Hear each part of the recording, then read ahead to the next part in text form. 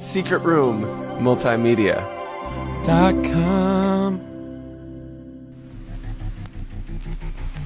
Hands off Willy's.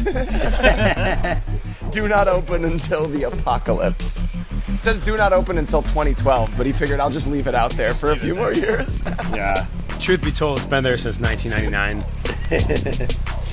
Do not open until Y2K, crossed out, 2012, crossed out, crossed out, crossed out, crossed out, crossed out, crossed out.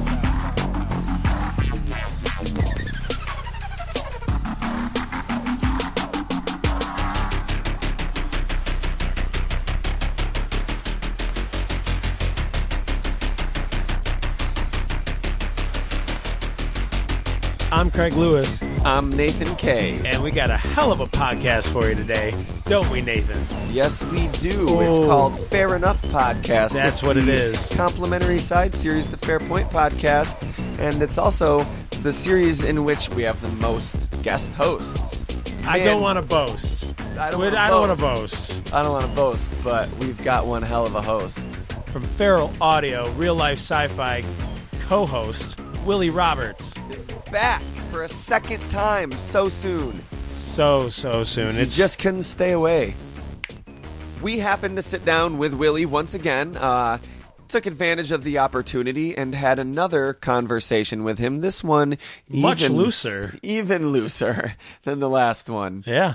Everything is on the table, I guess. It's just a loose conversation about the status of the future. Yeah. What do we envision? What do we wish for? What do we want? What do we anticipate, expect, or fear about the future? Or even, like, with what's going on today, how do we foresee that playing out? We can talk about it a little bit. Short term, long term, science fiction, fantasy, technological, social, cultural. I'm a level with you, Craig. I'm gonna be honest with you, Craig.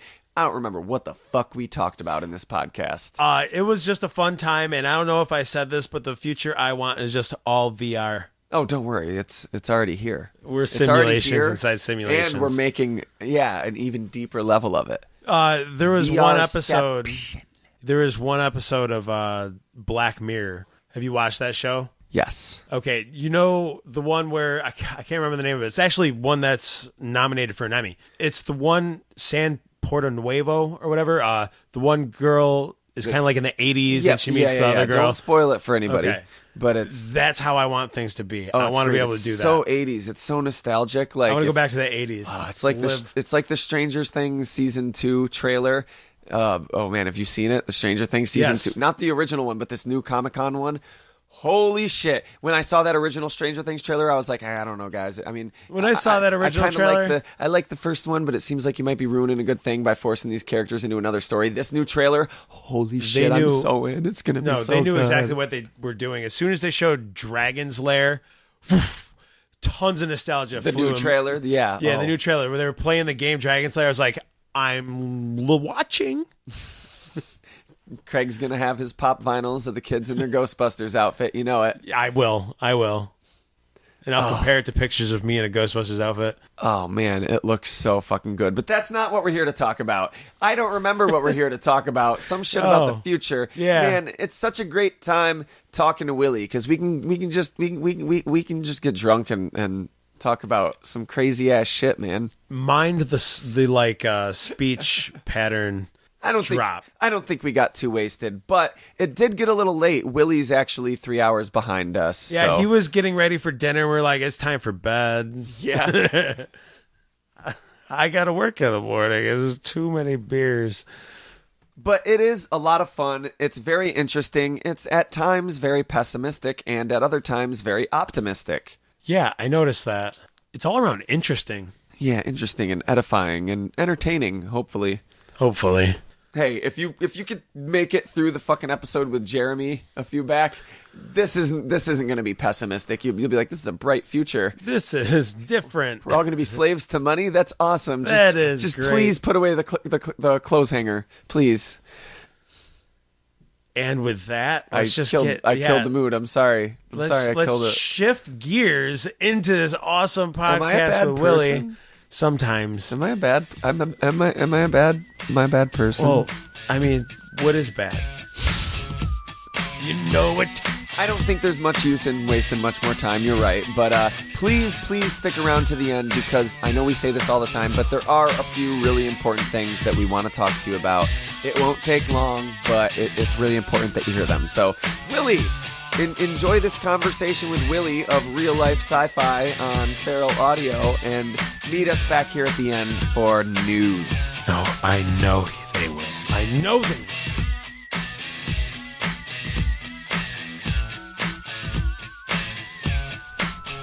Willy Roberts!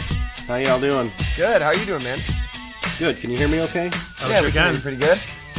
Sweet. All right. So I guess today we're talking about what we envision for the future. I hear you talk a lot on your show, both from a pessimistic and an optimistic perspective, and so that's why I kind of thought this would be interesting. As well as, Craig, I'm really interested to hear what you have to say. I like future stuff. Yeah. I do too, and I want to like it more, you know. It's just, it's easy to be pessimistic when you see where we're at, because nothing good is winning. Well, I mean, here are some things that I guess we can take solace in, is no matter what he tries to do with that fucking healthcare bill, it keeps getting shut down. Yeah. There's one. Yeah. That's all you can take away from it, you know, at least... He's like, oh, it's not a travel ban, but, you know, it's still, like, against the law, so, you know. I mean, here, my biggest issue is that right now, the only thing that wins is money. Whatever you want to happen, if you throw enough money at it, you can get that to happen. 100%. And we have ways of stopping that, but they're not happening.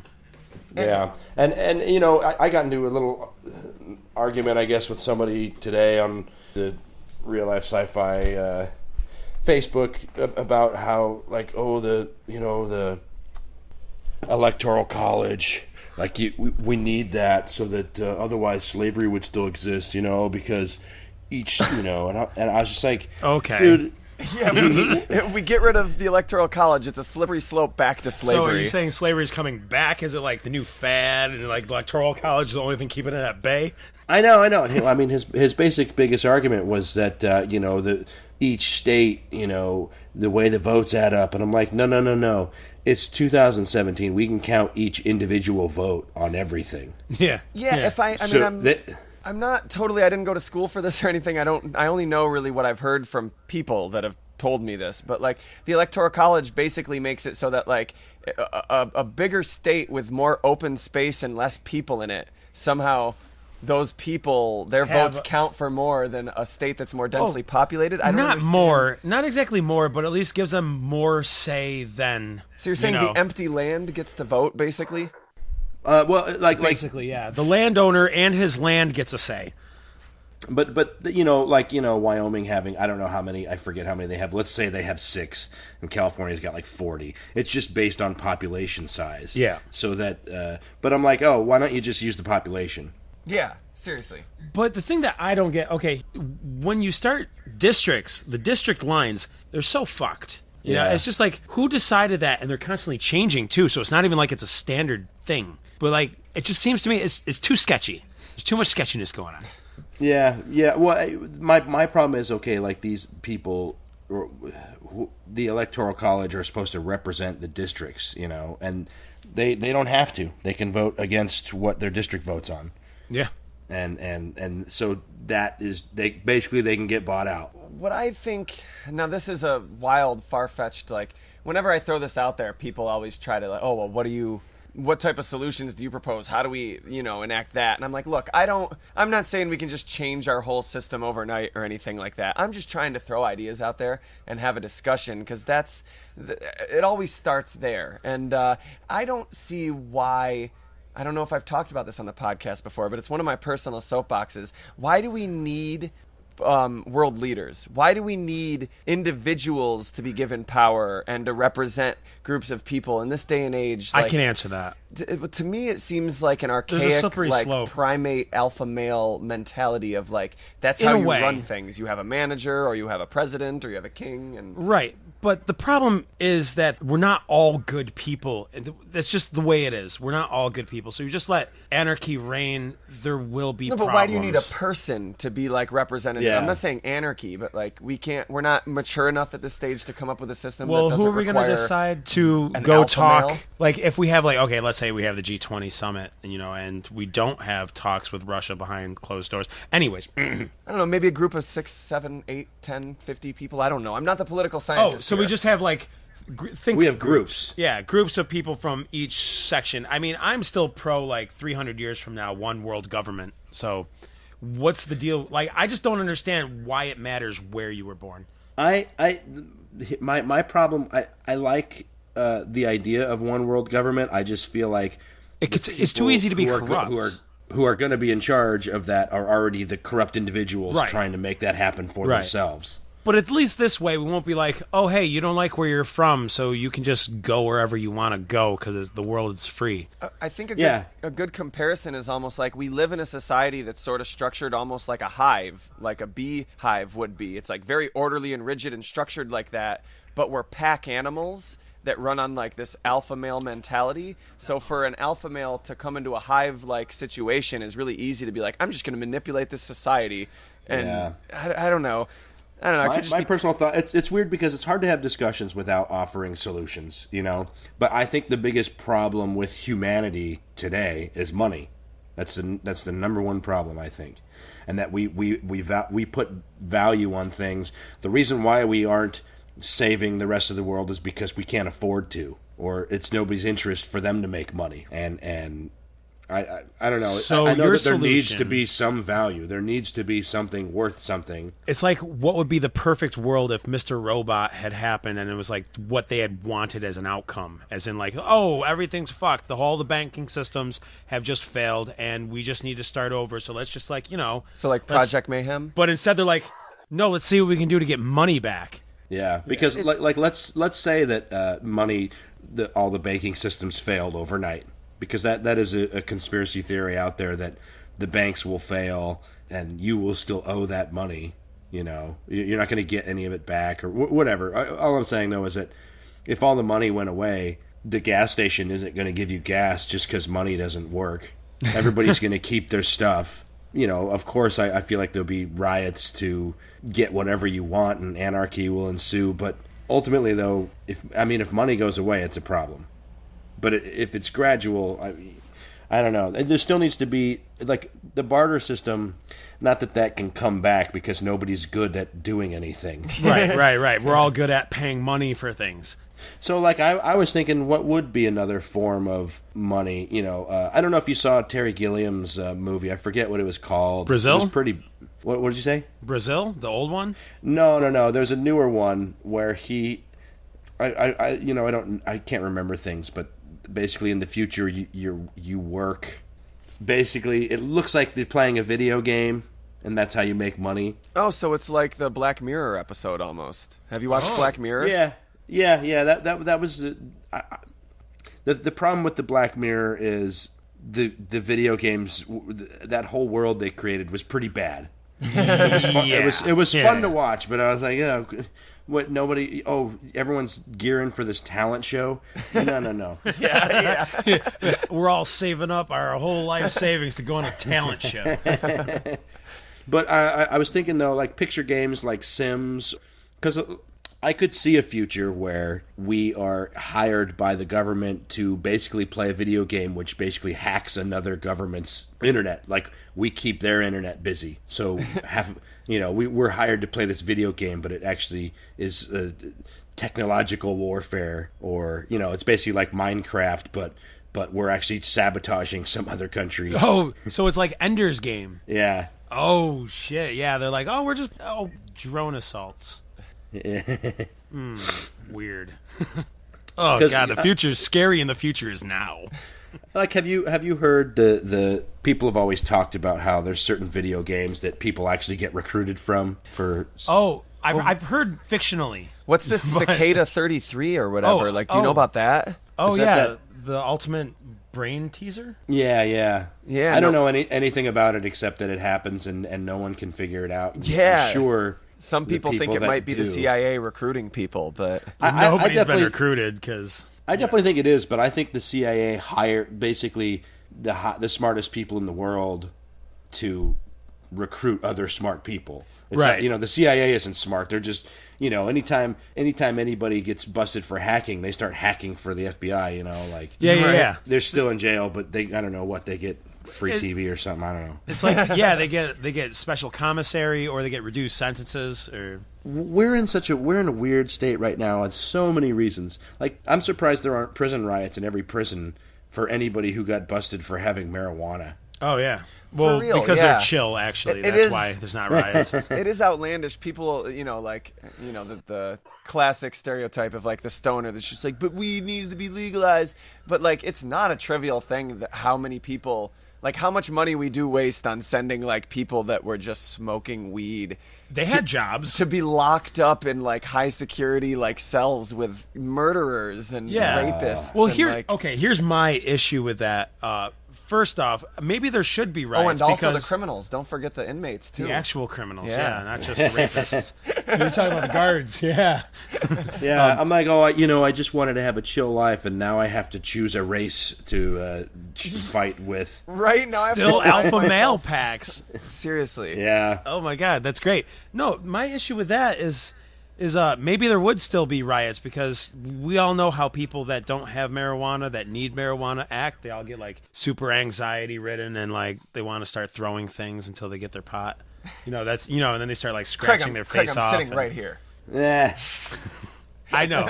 I was kind of like nodding to him the whole time. I just read this article about this girl who shot her boyfriend because they were in a cult and they thought that the reptilian was in charge of their cult. No, I didn't hear about this. I find cults very interesting, though. So, cults and I always forget. Yeah, I assume that you guys are good guys because you have to remind yourselves that there's a lot of bad people. I don't. It's not like, that hard to remind myself there's a lot of bad people. Just turn on the news. Yeah. They're there to remind you whenever. It's there. I mean, I put on Fox News one day, and god damn, Sean Hannity is so angry. Why is he so angry at everything? So we need to create a cult of us like-minded people. Oh, the good people. Because we're not going to be able to fight off the alpha males individually or beat taxes or, Nobody beats the IRS. You just do a little bitter every time. Like, I pictured this video game that was like a Mad Max style, and it's weird that I'm putting it out in the world because I'd rather make it, but I don't see myself creating it, so if anybody can help me, great, or if you, whatever. But basically, it's like a Mad Max future, but all of the smart tech people got together and created a fortress, and you cannot get in unless you have something to offer entertainment-wise. Basically you audition to get in. I know that this seems like like a talent show. Episode. Yeah. But the thing is, like, you in order to get in, you either have to do some kind of talent or you're very good at some kind of, hey, help, you're good at computers, so make our defenses better. And so we've got a fortress, and you come in, you work for a year, you get 2 years off to vacation. So if you're an entertainer, you're entertaining the people that are on vacation because that's the cycle. It's like you work or you get entertained. And then so everybody outside the fortress are just all the alpha males trying to get in. Ideally, in the video game, you're like some nerd and you find out, because like not everyone's going to know about the fortress, so you're just out in the wasteland fighting alpha males. Well, I mean, if they have Pokemon Go, they might find out about the fortress. It's definitely going to be one of those the other Niantic game they had, the Ingress, one of those Ingress spots. Yeah. But see, you bring up like starting a cult, for example, and also like how pessimistic you feel about the future because of like the state of things now. And it's really hard not to feel that way. But at the same time, I have this almost a faith or trust. Not faith meaning like blind belief, but more meaning a trust in the way that things are unfolding, and that we can't really see the big picture, and that systems are sort of like more intelligent than the individual pieces that make them up. And so like an ecological system will fill the niches that it needs, even if the individual organisms themselves aren't aware of it happening. You know what I mean? Like the bees will start moving the pollen from the flowers and help the flowers reproduce, even if the bees don't intend to. I want to be I'm sorry to interrupt you. That's okay. Go ahead. Keep going. I'm just like, I want to be that hopeful, but there are no bees because, like, honestly, I think we should switch from capitalism, even though we're not in a true capitalistic state. I agree. But the thing is, everybody thinks that they're more valuable than they are right now. You know, everyone feels like things are owed to them and that they're worth more and that nobody should be poor. And so, not that there needs to be a hierarchy, but everyone feels pretty important. But what I mean is, how did you feel in your early 20s? You fucked up a lot, right? I'd assume. I don't know you, but I know most people I know fucked up a lot in their early 20s. They were down on themselves a lot. They made a lot of bad decisions. They were selfish. They were sometimes rude. They didn't know everything that they know as they get older, and that experience helps you learn and grow. And pretty much everybody goes through that in their early 20s, and you kind of have to in order to mature as a person. And I think maybe it's possible that that's kind of what we're going through as a species, and we're sort of in our early 20s now, and we need to get our act together, or else we're going to get kicked out of our apartment and accidentally set the place on fire. Right, because you didn't show up to that shift at Drex Subs. Yeah. And we elected Donald Trump as our fucking boss. And like, picture everyone that you don't know that would kill you because of your religious beliefs. But picture all the white blood cells that would kill bacteria simply because they come from a different place. Nathan, because they're pathogens, because they come from somewhere else. Like on that level, it would seem like constant conflict. But on this level, when you zoom out and see the big picture, you're like, oh no, that's just a healthy human being. The bacteria is always waging war in their guts, and like. So which religion is the white blood cells? What's the one true religion? It's definitely not science, right? It's because there are people that blindly say they believe in science, yet they don't keep up with how science has changed since high school for them. Yeah, that's the religious science. Science itself is a method. It's a very reliable method for finding patterns that are very likely to repeat themselves, and it can be very useful to us. It helps us build TVs and computers and the internet and medicine, and it's a very useful tool. But what you're speaking of, people like, oh yeah, I believe in science. What do you mean you believe in science? Which science one? Isn't something you believe in. Science is evolving just like us. Yeah. I know. So I'm like, so let's talk about quantum mechanics, and you believe in parallel universes? Great. Let's talk about that, Mr. Science. You see, I gotta go. I see ideologies sort of as tools, and they're very useful when they're used in appropriate context. Like a hammer is very useful when it's used to put a nail through something, but it's not very useful to put a screw into something. So like you have to use the right tool. So if you try to use the same tool for everything, like Christianity or capitalism or whatever, like that's awesome. It's not always gonna work.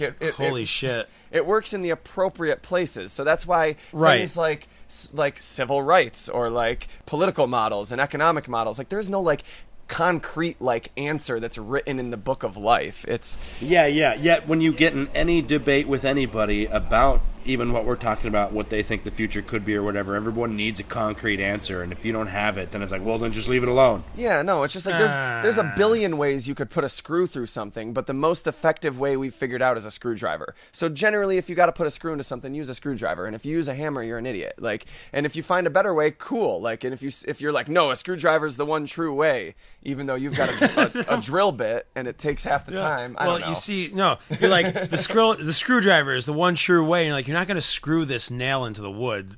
Exactly. You're going to screw a screw into the wood, but this is a nail. You need a hammer here. So, yeah, I do like this idea of, like, when it suits it, use capitalism. When it suits it, use socialism. When it suits it, The problem is, because of course, take for example, like the $1 billion jets that we just bought. Oh, I'm sorry. I'm sorry. What about $1 billion jets? Well, who put the price on that? Because why can't we just build it for free? Right. Oh, well, that metal came from somewhere. Well, it doesn't have to have not everything has to have the value that has increased every year since things got important. Jesus. It's like the housing industry, like, this house is worth $1 million. It's a piece of shit, but that's how much it's worth. Right, just because of where it is located. Willie, goddammit, you're my spirit animal, I swear.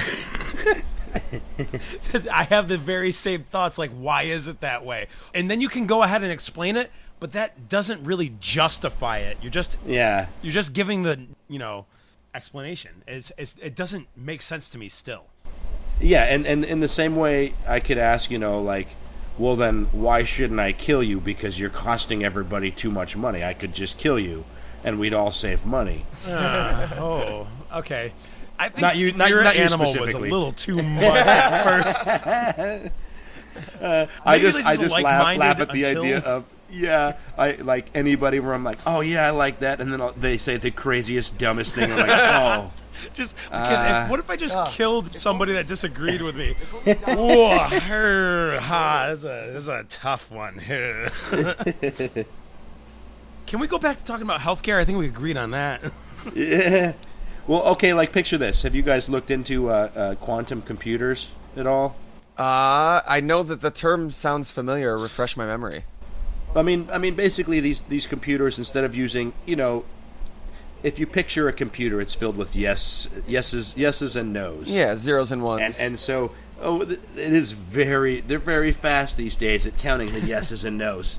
But a quantum computer can make every yes and no have multiple yes and no's. So basically, a computer of today compared to a quantum computer would be like comparing your brain to, hold on, I'm not going to get a good comparison out of this, but basically computers are going to be able to simulate exponentially. Yeah.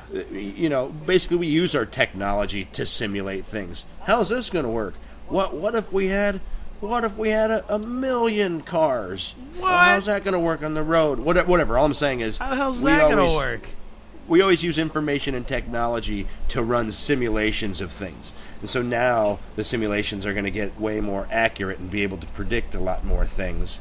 And all I'm saying is that, you can talk all you want about this existence actually being a simulation, and the reason my support of that is we use our technology to simulate things. And the quantum computers are really going to change. Not everyone's going to be able to afford them, but they're going to change. They're going to change our existence. But what if we are just a simulation that's within 3 other simulations? Yeah. Oh, we'll God, never know. No, I don't want to know. We'll never know. So don't worry, Craig. We'll never know. Oh, I know. What if you find out? What does that make life worth? I don't know. If you listen to Jeremy when we did the episode on that, he says it would be impossible to know. I fought him on that. I said you don't know that. But Right. But what if like there's some heavenly divine, like the creator of our simulation comes down and tells us, no, you're in a simulation, and by the way, so am I. But would that just make you want to cheat? How would you change it? How would that change? Yeah, how would that change your day-to-day life? I'd still have to go to work in the morning. I would probably just stop functioning.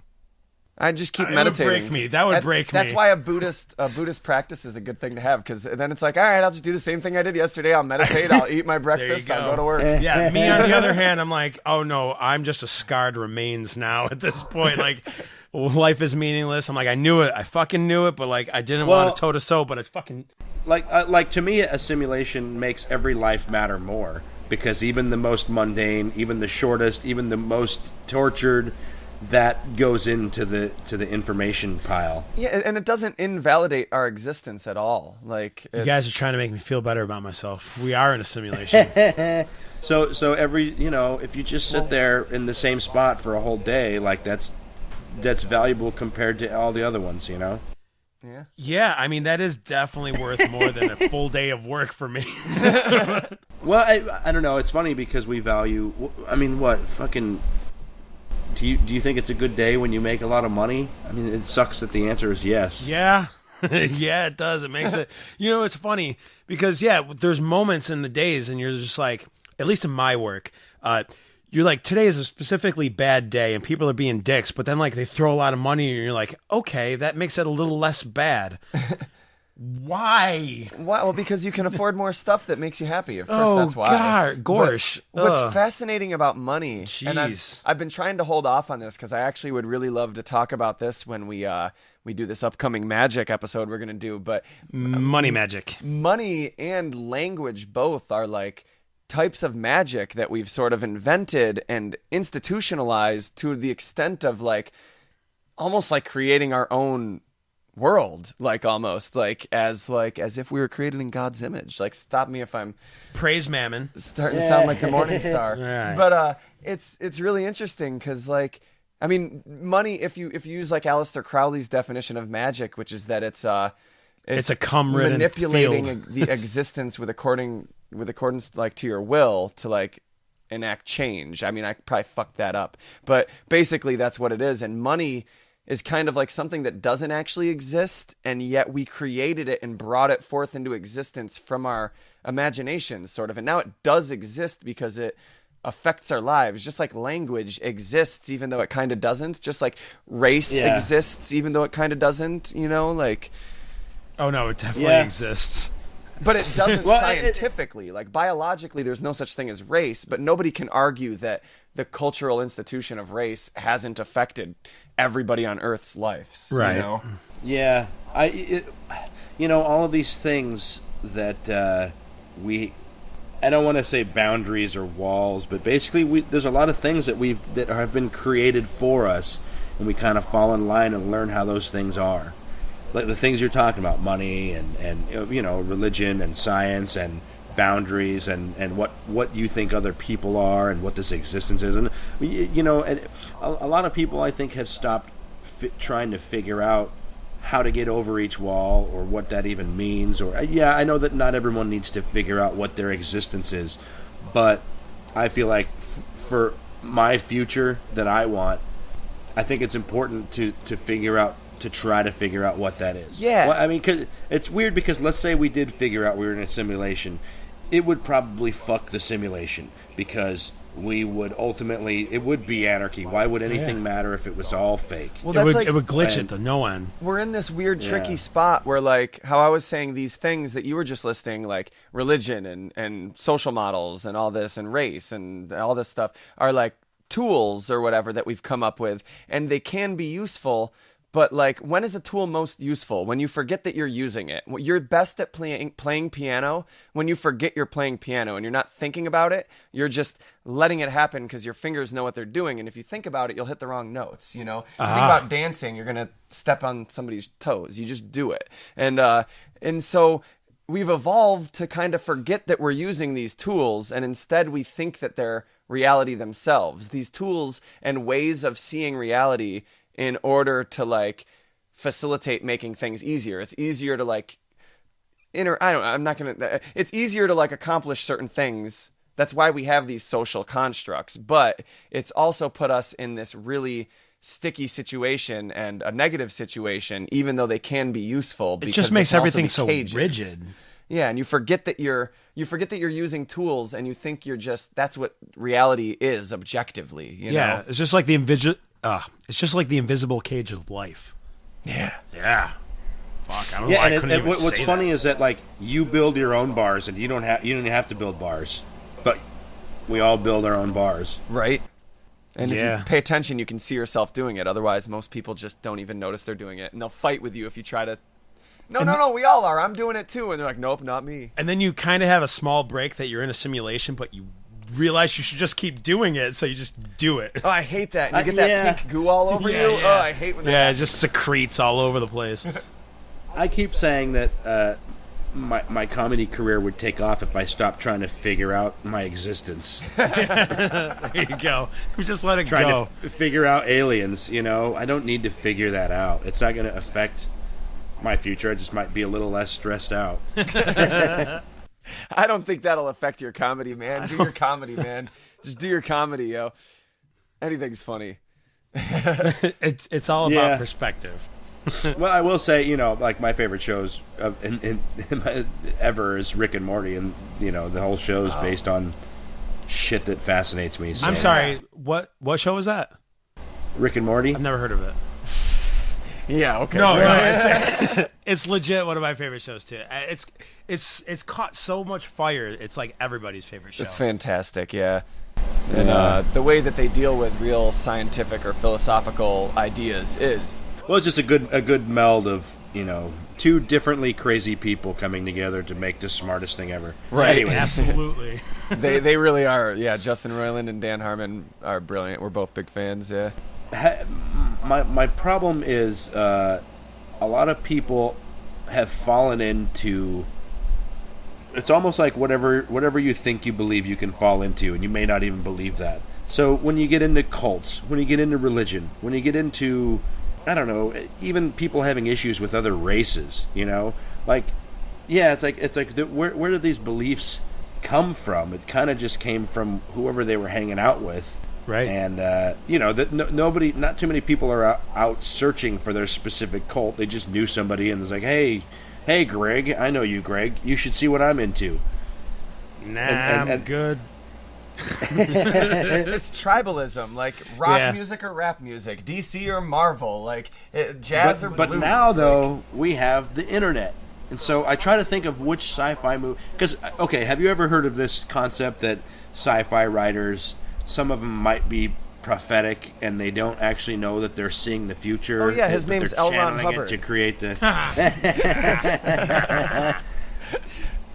But, like... No, I'm sorry, go ahead. So I always try to think about what sci-fi movies that I've seen, and it sucks that I don't read more sci-fi than I watch, but which sci-fi movies might be closer to the future we're heading to.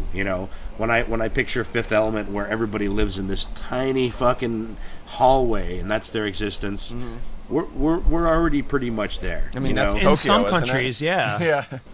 And so go do your own fun and stuff, but it's like, everyone still needs to punch that time card, and that's my biggest issue. Is that, like, I feel like we've all been fooled, and the way to get out of that is to search within yourself. I'm a big fan of the third eye, your pineal gland, and that we've basically shut that thing off with putting fluoride in the water. Whatever, we don't need to go into it, but oh god, wait, hold on, that's what the fluoride was for? Yeah. Wow. Oh boy, I thought it was because our teeth needed it. Time to switch to Dr. Tom's. Shit. Well, what happens when science... They've proven that ingesting fluoride doesn't go to your teeth. Yeah, it doesn't do nothing. Putting in the water does nothing. Doesn't make your teeth whiter. So you're getting closer to Alex Jones being almost right. Alex Jones just basically bought himself out. I think that originally he had good intentions, and then he just makes so much money that it's like, well, you know what? I'm getting the hits, so let's just keep the hits coming talking about everything. Have you heard about the Bill Hicks, Alex Jones conspiracy theory? No. Oh, there's a whole theory that Bill Hicks is Alex Jones, and that Bill Hicks faked his... Bill Hicks, the comedic legend. Holy shit. Yeah, and if you look at pictures of them side by side and read the conspiracy theory, like a lot of conspiracies, it starts to become a little convincing. You should look into it. It's interesting. But isn't that the saddest, probably most practical thing, to where here's this comedian that's putting out good messages for people, but just no one's listening, so we might as well make money off of it. So, they have that hearing thing, like, with all the people that are like, yeah, Alex Jones, I listen to him, I listen to InfoWars, yeah, that stuff, that they know where it's at, and then he had that, like, custody battle, and he was like, oh, yeah, what I do is just a character. Yeah, it's just a character. Didn't Hulk Hogan say the same thing? Like, okay, Hulk Hogan was not in character. Hold on, are you looking at pictures of Bill Hicks and Alex Jones? Is that what you're doing? Yeah. Wow. They look alike, right? It's feasible to think that that's something Bill Hicks would do. The best part is whether or not the memes that are going around the internet today about, like, Alex Jones sung as, like, a metal song, or, like, Alex Jones sung as a indie acoustic song. It's crazy. I haven't It's crazy seen stuff. it. Oh, Bon Iver, I think it was.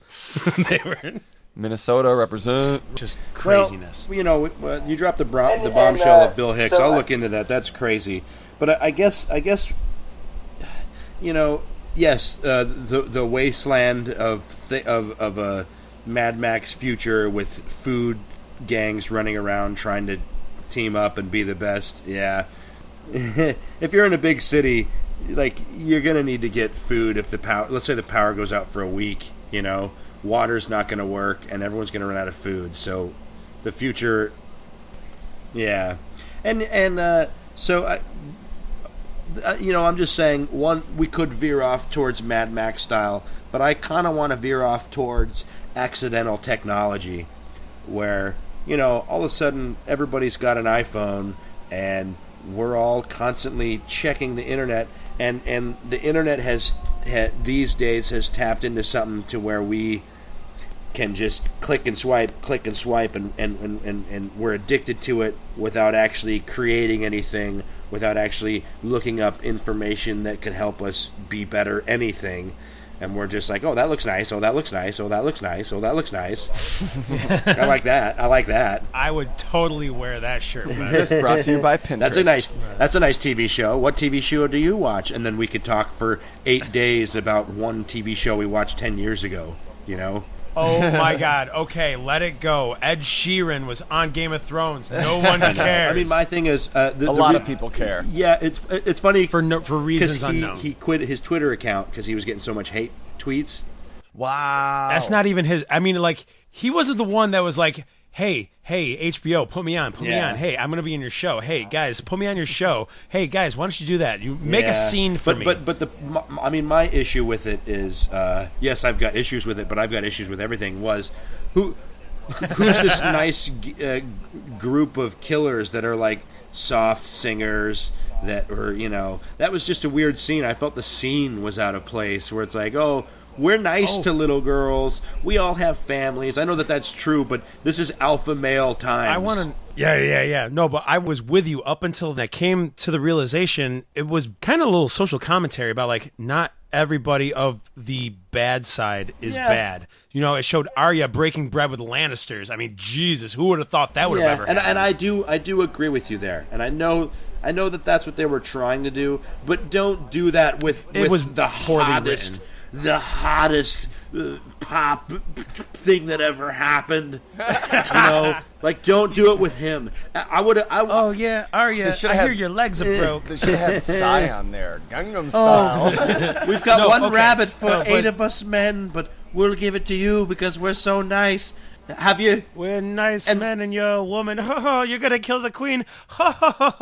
No woman could achieve such thing. Yeah. Well, I get the parallel of these guys are nice and they're actually, you know, probably better killers than her. Whatever that is.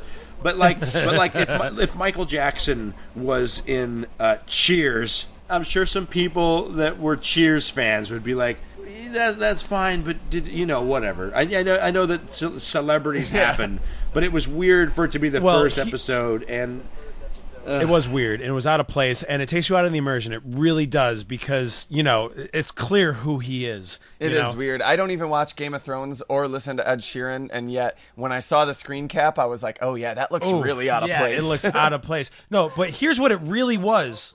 I guess Maisie Williams, the woman who plays Arya Stark, excellent actress, one of my favorite characters of the story, to truth be told. But she's a huge Ed Sheeran fan, and they did it for her, I guess. I don't know. I still think it was a stupid idea, but that's them reasons. My biggest problem is, I mean, he fits Game of Thrones because he's got one of the most sexist songs out there. I like the shape of you. It's like, oh, I don't care about your mind or anything. Your shape's pretty good. Well, let's give him the benefit of the doubt. Maybe it was recorded for Sesame Street. Maybe it was like to teach kids about the different shapes and stuff. And there's little square people and circle people and triangle people and rhododendron people. I like your tetrahedron. Tetrahedron people and ultra cube people. I like the shape of your tetrahedron toes. So, do you guys ever do anything to maybe help your future? Like, I mean, here's you know what? I downloaded the Acorns app, but I haven't started using it yet. I mean, here's something that I do. I've done this a lot where I'll throw away little pouches of tools because I picture in the future it'd be easier to scrounge. What's the word I'm looking for? Scour through the dumps for tools, like or landfills for scrounge. Yeah, than going through houses because all the empty houses are going to be little gangs and people with guns and people hiding out. So you just buy like little toolkits and throw them away. Well, if I have too many of something, I'll put it together so I can recognize it and then throw it away. I've thrown away like little. Insanely funny to me is I thought you said you're going to throw these toolkits away. What I thought it was for is like, there's tons of homeless people out there that could really use these tools in a random pinch. Somewhere out there is a little bundle with a screwdriver, a hammer, capitalism, Christianity, and a little bit of Buddhism sprinkled in, and a 20-minute history of porn. This SD card has lots of information. You choose how to use it. Bundled up with Willy written on it. Hands off, Willies. Do not open until the apocalypse. It says do not open until 2012, but he figured I'll just leave it out there for a few more years. Yeah. Truth be told, it's been there since 1999. Do not open until Y2K, crossed out. 2012, crossed out. Do you guys think that we will even get a chance to have a future? Because also, I also think about that there's a good chance that things aren't going to work out because of, mercury and all the plastic in the ocean and radiation and everything else, that we're actually just going to there'll be one day where it's like, oh, you know what? Everyone has cancer now, and actually everyone is going to die. But, have you ever heard George Carlin's routine about, motherfucker, I'm not saying this to you, but, you don't know shit. Maybe we are Earth's way of making plastic. I kind of think we are, in a way. I think we're more than just that, but I think what's happening is entirely natural, because I don't think anything can happen that's not natural. Maybe we just don't have the means with which to understand it, but define natural. Unnatural things don't happen. Natural means it occurs. It happens. I don't know. There's what's unnatural. Everything that happens. Mechanic. The universe can't exist in an imbalanced What is unnatural state. Is the way that you look at me sometimes. To us, it seems imbalanced because of our preference, and yes, it is, Craig. But I know I'm the only one across from you, so you also, can't be looking at the person behind me. Of course, they don't exist. It's language, so the word unnatural has connotations. So of course, if I want to talk about the natural world, I might say that plastic is unnatural as opposed to poison ivy. Poison ivy is a naturally glowing plant, et cetera, et cetera. But at the same time, plastic is natural. It did naturally occur. I don't know, Alan Watts. It was created naturally through mechanic means. But if you listen to Alan, I always say embrace the contradiction. If you listen to Alan Watts, he has a great way to describe this. When I say embrace the contradiction, he says, for example, in this room, there's clearly a difference between the direction of up and the direction of down. If you stand upside down, your blood's going to rush to your head. There's clearly up and down.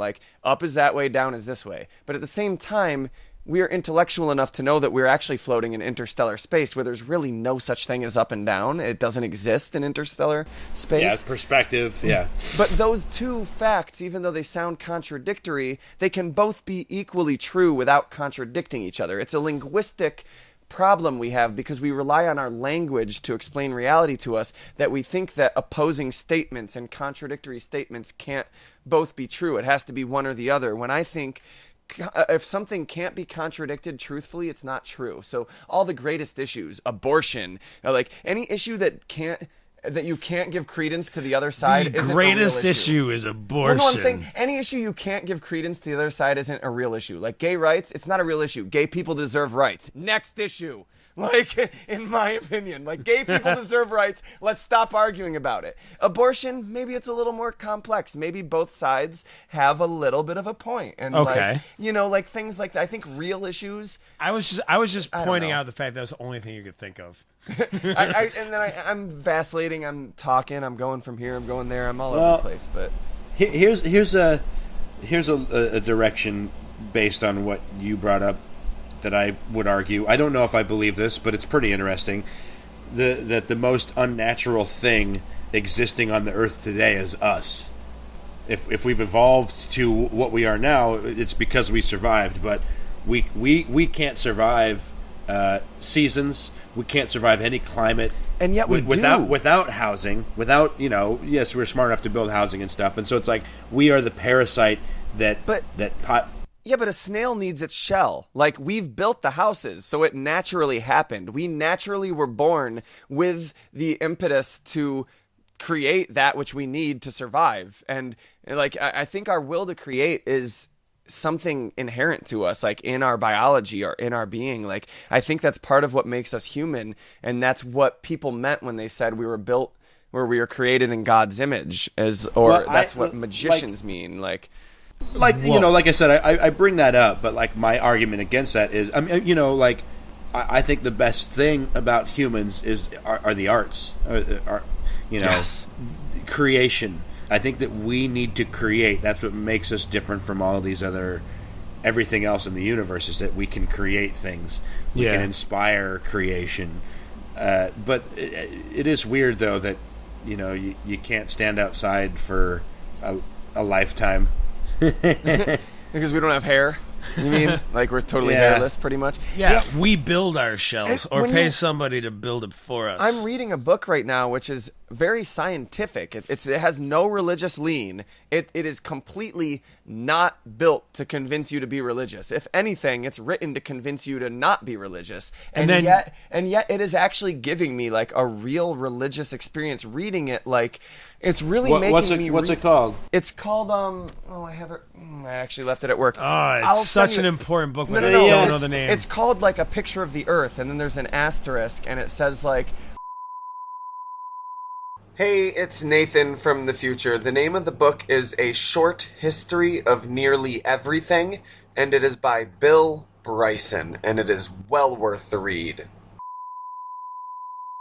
And it is amazing. It's a really thick book. I absolutely will email you like an Amazon link to it or something, Willie, and I'll post the rest on our Facebook page for our listeners. But is it like kind of like an almanac type thing? No, it describes it describes everything we know and how we know it, and whether it's theory and where the ideas came from and the hypothesis, and like completely like about the formation of the universe, the formation of stars, the formation of planets, the formation of biology and single-celled organisms, animals, evolution, human society, humans, paleontology, prehistoric life, like everything. And it really makes me look at it more like, holy shit, it really honestly does look like somebody engineered us. Like, call me Ridley Scott. Like, it really feels like that. Like, I don't know. Like, it's interesting. Like, but I mean, like, here, I don't know if you've heard me say this, but I feel like creation is the creator, and that wherever there is creation, it like happens exponentially, and all the creation comes to create. I've heard this from aliens being channeled, that there are pockets of life, and it's like wherever there's life, that's where everything goes. Because everything is there. You personally you were there or you mean you like read or? Oh no, I read it. Oh, okay. I read a few channeled books. It was just interesting to hear that wherever life is, that's where life goes. Of course, that makes absolute sense. That is what kind of happens. Because if you look at, I mean, honestly, this is the weirdest thing. Is that like if you take, I'm not that great at explaining science, but if you look at quantum mechanics, it is closer to a religion than a science. It is crazy the things that are happening. When you look at quantum entanglement. When you look at electrons just disappearing randomly out of existence and then reappearing. Yeah. Is that because it's all theoretical, or? Well, theoretical. No, it's happening. My problem is I'm always quoting other people, and I'm a big fan of Tesla. And Tesla was like, oh yeah, when Einstein came around, science and math changed because it all became paper. It's like if you could prove it on paper, that was good enough for everyone. Yeah. But the problem with Einstein, general relativity, and all this shit is they all rely on constants that don't exist. And like take for example, this is a dumb thing that whatever. I always preempt myself, but a paradox. Paradoxes. I don't believe paradoxes exist, but we've created them because it doesn't work within our brains. Yeah, we have a way of understanding the world. You went back in time and killed your grandfather. How can you exist? Well, then you have another grandfather.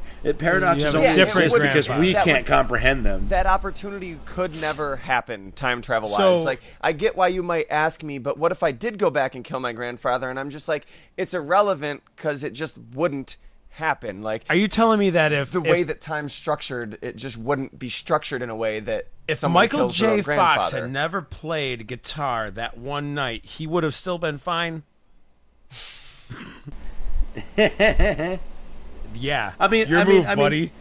I mean, time travel is weird because this is the funny thing that always gets me is like, if you went back in time right now, in this spot, the Earth wouldn't be here. Like, what? Why are you attached to the gravity of the Earth? Right. Yeah. Time travel always works, but you always end up in space and you die. I think it may be possible as more of like a mental technology or a spiritual technology rather than actual electronic computer technology where you say, send me back to 1969. And have you heard of... What do you guys think about aliens interacting with us? Anytime half of them are cults, and the aliens have made this one person very important. I need to have sex with all of you to prepare you to have sex with the aliens. Let me tell you something about those types of guys. Hold on, you're talking. Are the aliens us? Were they us all along, humans? Craig, what do you think about aliens contacting us? Craig's like, God damn it! I hoped you would feel this one. I was just like, and I'm like, Craig, do you want to be here all night? And I'm over here like, I don't know, maybe I saw a UFO when I was 10 years old. Maybe it was a commercial. I don't know. Me and you saw UFOs together that one time. Oh, yeah. Well, were the UFOs, though? Yes, they were absolutely definitively UFOs because they were unidentified flying objects, Craig. Shit. But, like, you know what I was saying? Willy, actually, you would love this, actually. Yeah, we were actually, that's crazy. Because you see UFOs all the time, from what I hear. We were driving around. I see them so much that I stopped looking because it's affecting my life. It's like, dude, I was a driver, right? I was a driver, and there were two other witnesses other than you. Yes, Craig was driving. It was who? Jeremy and Sarah? No. Long before. I'm sorry. I love you.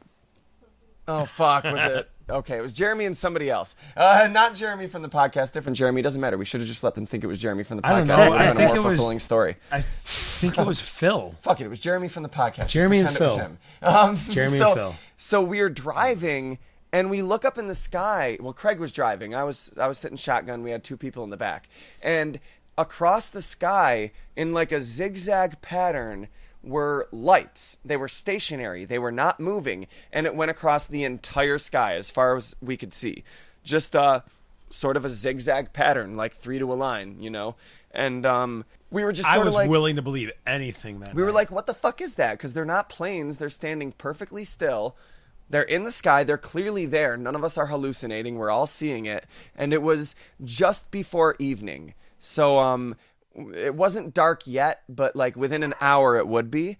And then we went into the valley, like here in Syracuse, there's the valley. You go down, there's a bunch of trees and vines and thickets. We couldn't see them anymore because we were down low and there was a bunch of hills around us with a ton of trees. So I'm like, hurry up, drop off the dude we have to drop off so we can get out of the valley before these things leave. I want to make sure they're still there when we get back out of the valley. So we got out of the valley. Literally, as soon as we got out of the valley, we saw them. They were still in the sky, but like pretty much the second we saw them, they all started dissipating and like moving off in their own directions, going farther away, and then weird. Just disappearing, and then they were gone. It was definitely unexplained for me. You need to look up Martin. I forget his name. He's a Canadian guy. I'm in. And he what's it about? Yeah, he basically intercepted all of NASA's transmissions. Oh yeah, that they were, and Martin's whatever, I don't remember. But there's one video that he has where these UFOs all, they say that they're ice crystals and that is the ice reflecting off of the lakes or the sun or whatever NASA explanation is. But when you try to picture an intelligent race trying to communicate with you, I feel like the communication has got to be. I know that most UFO or alien abduction interactions include telepathic things, but it's either English or nothing. There's a lot of UFOs that make geometrical shapes and do things, and I'm like that basically to prove that they aren't just some natural thing. It's like here's a triangle, because triangle, if you saw this, we recognize that as like a construct of like an intelligent being that's like triangle. That doesn't appear in nature's squiggly here on Earth. It's not. There's no squares or triangles in nature. It's like, and you both really recognize that it was weird enough to be weird. Except, hold on. I posit that there are squares and triangles in nature, and they're called buildings and computers. And I think those are natural formations that are crystallizing into existence, and we are their facilitators. Name 3 buildings that are triangles. Trump Tower. Oh, triangles. Triangles. Have you seen the... there's this... I think it might not be Teotihuacan, but in Mexico or South America, I know that those are different things, but... There are some pyramids that like basically emulate a computer chip. I know that this is ancient aliens like throwing shit out, but you really don't have the hair for this, but continue. Well, I don't know. I guess, have you heard? The reason why I brought up aliens is because have you heard of George Van Tassel? He created the Integratron. Yes. I'm sorry, I don't have a favorable opinion of this dude. Wait, what is the Integratron again? That's not the thing with the knobs and I don't have a favorable opinion of this dude. Wait, what did he do? Wait, remind me what the I know. Basically people go there today to get a sound bath. Okay, it's this dome-shaped room.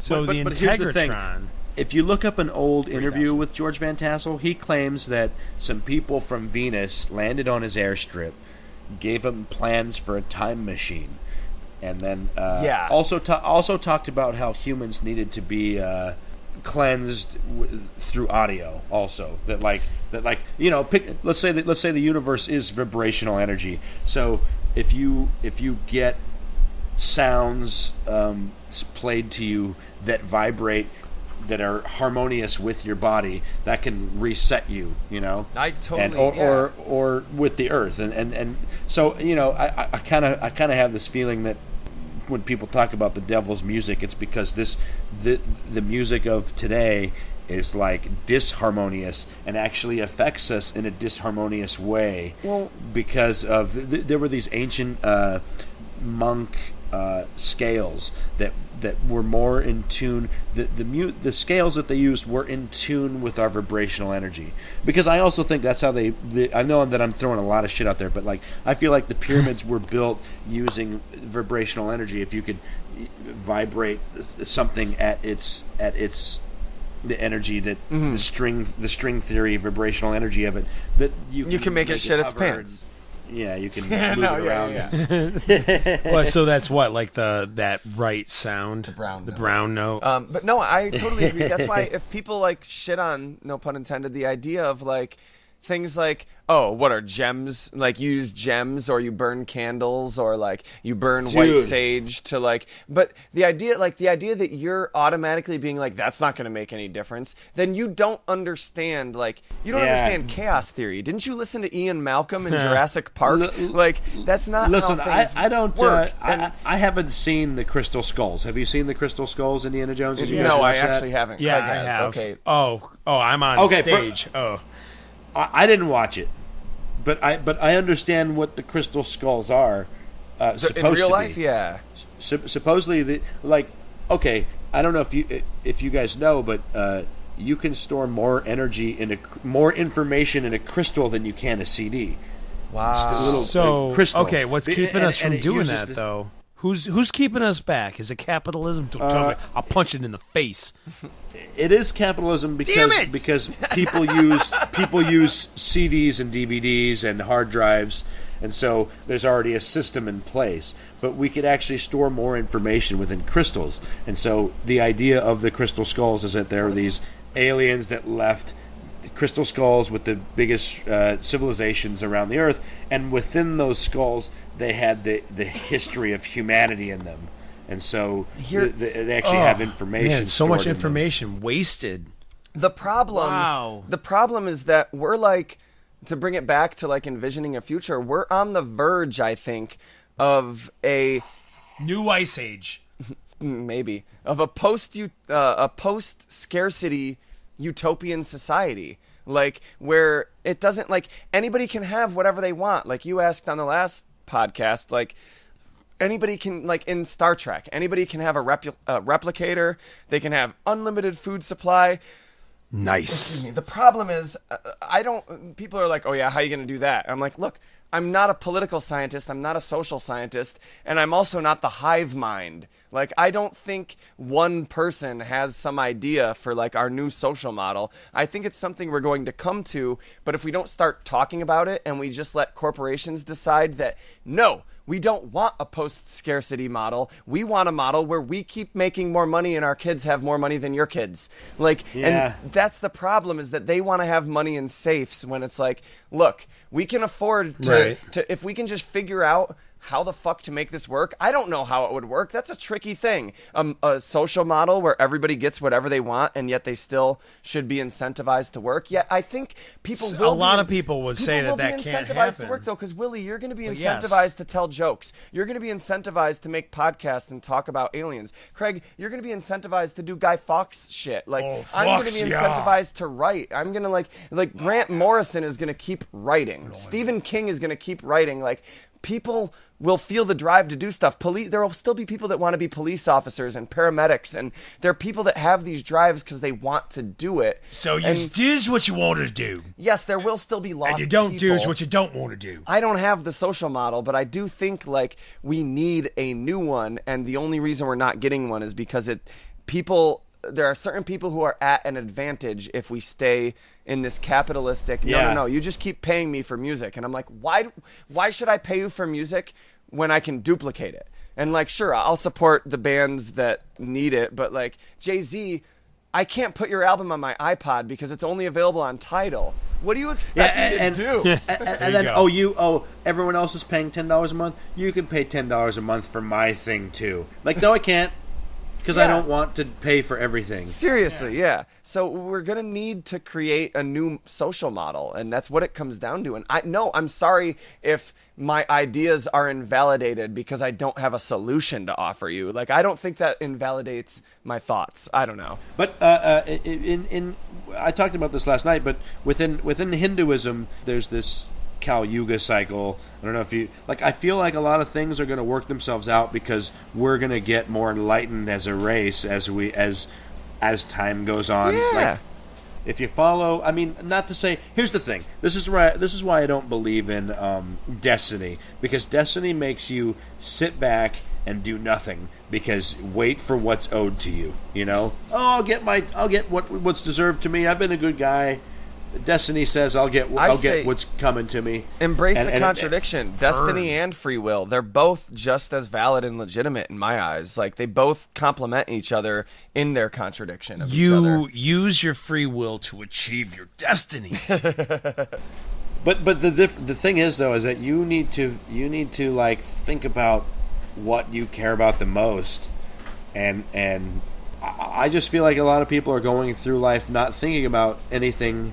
And life just happens, and then all of a sudden you're anxious because, most people are anxious because they don't know how to fit into a society, they don't know how to date somebody, all these fucking things, and then at some point you get too old to do all of these things. I'm too old to date. I'm too old to be this. I'm too old to do this, and so depressingly, I think most people are unhappy, and through the diet in America. I only talk about America because we're fucked, and our diet is so fucked that you're so right. Oh my God, you're so right. The reason that I don't succumb to pessimism is because, And the reason that I don't succumb to pessimism, but B, I also don't get duped by optimism is because is because you can't.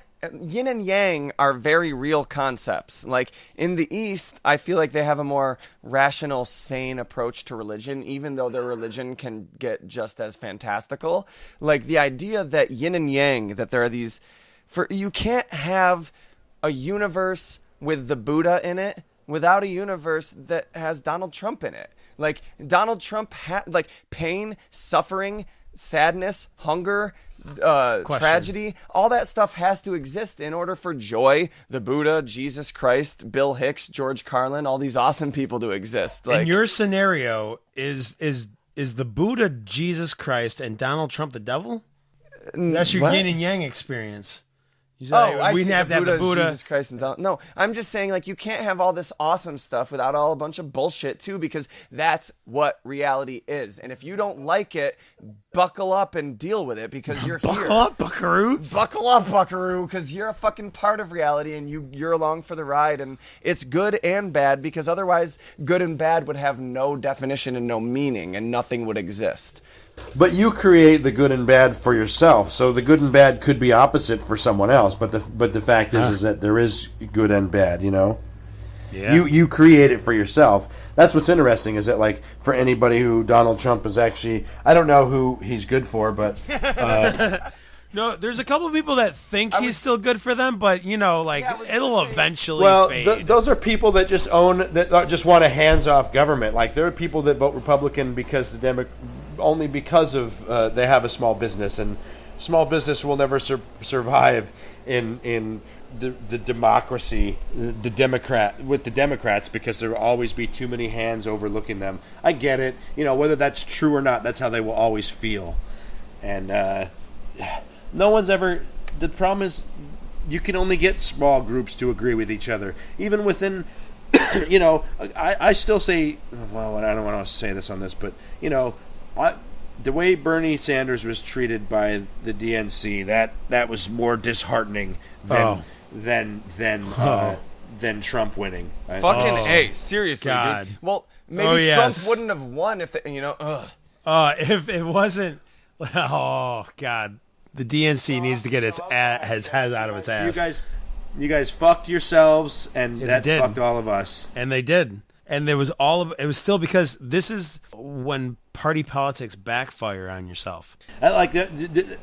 This was never, well, whatever. I can't say this for everybody, but it was never a sex thing for me. It makes me so mad. Whatever. What do you want to talk about? Yeah, this is like, I'm like slowly getting enraged at the state of life. I know, but this is. But what can you do? Because here's my thing: we have the internet. We have the chance to create something to inspire people. When I picture any 15-year-old of today, the difference, the advantage that they have over my 15-year-old experience is whatever they want is out there. They just don't know what they want. But what do you want? True. Is it an advantage or is it just different? Because it's both an advantage and a disadvantage. It all depends on your. See, the thing is, like, there was something special to growing up and being the only person in your school that liked comic books or whatever, and then you have this other community when you go to the comic store. I don't know. There was something special to going to record stores and buying records that sucked, but dealing with it and training yourself to love them. So is it like the never-ending curse? Like, but nowadays, at the same time, there's something special to being able to get whatever album the fuck you want by just going to Tortuga and Pirate Bay. Existence is a double-edged sword. But I'm saying, though, is that we need to, on a personal level, it'd be great if everyone could figure out how this connectivity, they could take advantage of it, that where it would benefit them and everyone else. Yeah. Listen. You can create, and you can just have. You could be a motivational speaker that just makes videos of your mundane life or whatever. I'm just saying, though, that, like, you have a chance to reach more people. Not to say that everyone needs to be inspired or whatever, but whatever it is that you want to do. Like I said, like The Fifth Element, everyone's in their tiny little hallways just looking at things that they want to look at. But the internet has empowered all of them, and that's beautiful. Yeah. Even beautiful that it empowered the white nationalists. As much as it pains me to say that, like the fact that it has empowered everybody, even the scumbags. Listen, I honestly think is beautiful, and I think in the end it will work in our favor. You know what? We're just proving. Go ahead. I'm sorry. Go ahead. We're all doing this. That's cool. I know. We're cool. It's like, listen, you got to remember, we're 3 hours ahead of you. What's great is that, like, yeah, I agree. Even people that have beliefs that I disagree with, they have a voice.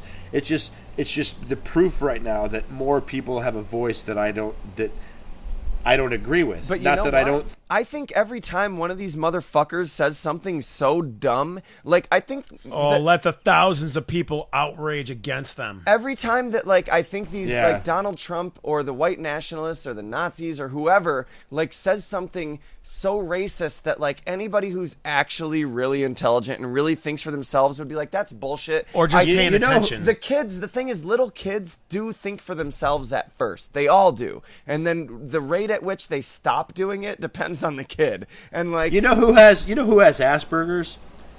Who? Anybody? Donald Trump. Greatest fucking absolutely. You can interrupt me anytime to ask me that.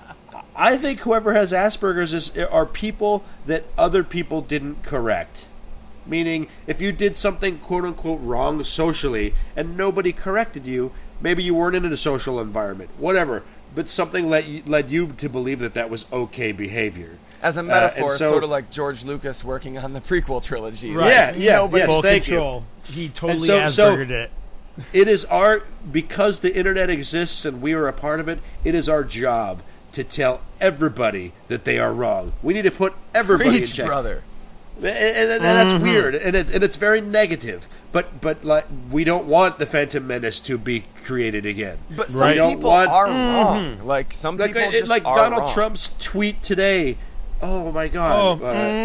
I don't even know what it is, but he was basically he said, what did he say? Something about fake news. Even allowed some regular dinner to be a conspiracy, and he was talking about a secret meeting with Putin. Old shit. Like, so yeah, a regular dinner of like steak and shrimp and a side of espionage. But I started reading all the people that responded to him, and I'm like, I hope that he's reading these things because these are people putting him in check.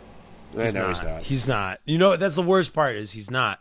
I've trolled him a bunch of times. Oh, he's not. I've never wanted to troll a president. He turns notifications off and just tweets whenever he wants to. Where's the gray area? Because like, is it illegal to bully him into killing himself? No. Is that too far? Yes, no, it is not. No. Unfortunately, that is too far. So fuck you for making me defend Donald Trump. But is it illegal? Yo, you're right. I'm glad that illegal?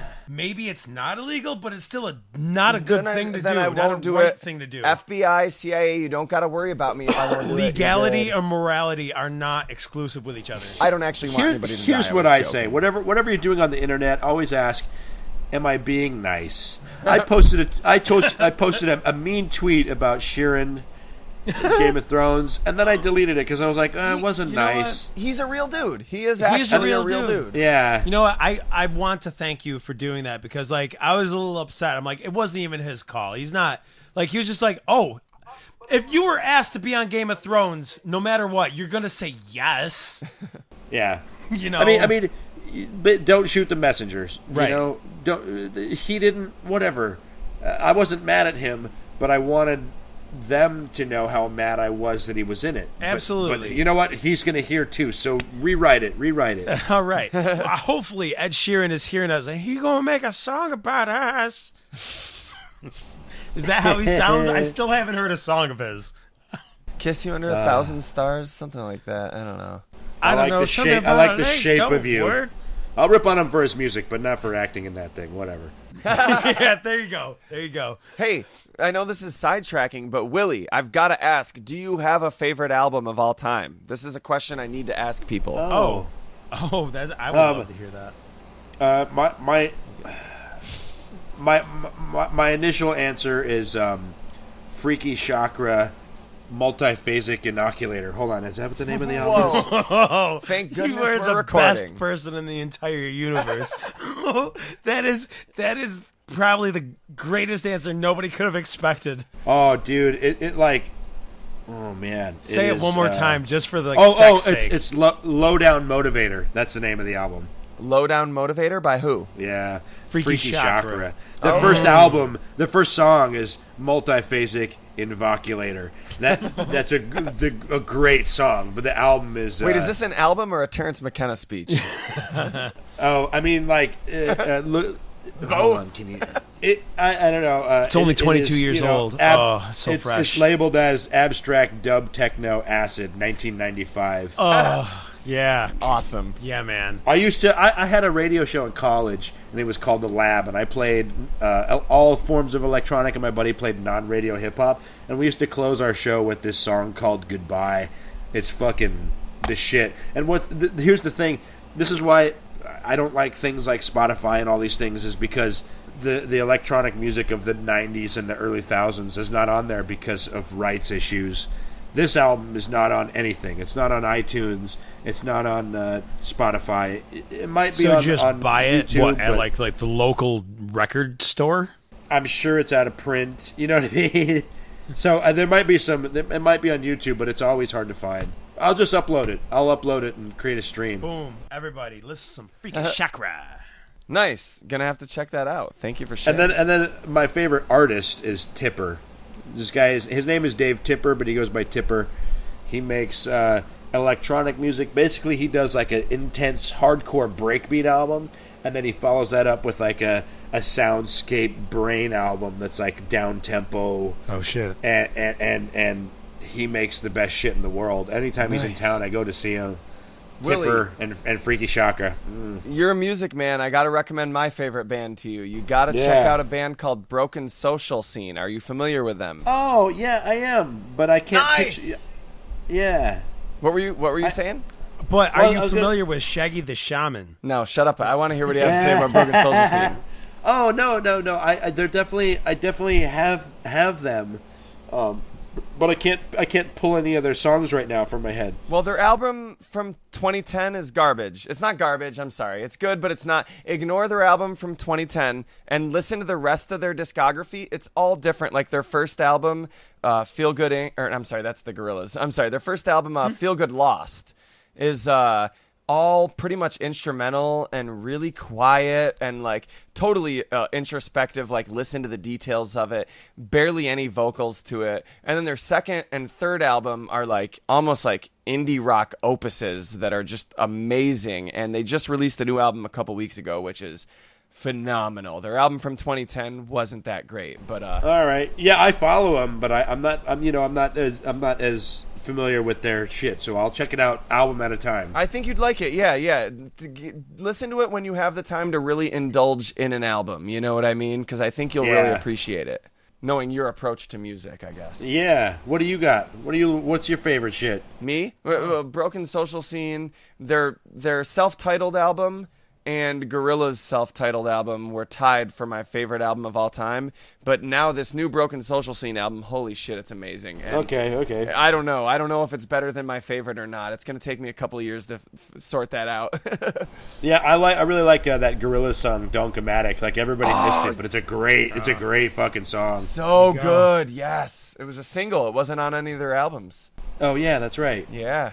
Craig, what about you? Well, my favorite band is Coheed and Cambria. I love Coheed. Okay, yeah. And I think if I had to name one album that's my favorite album of all time, is probably Lifted or The Story in the Soil by Bright Eyes.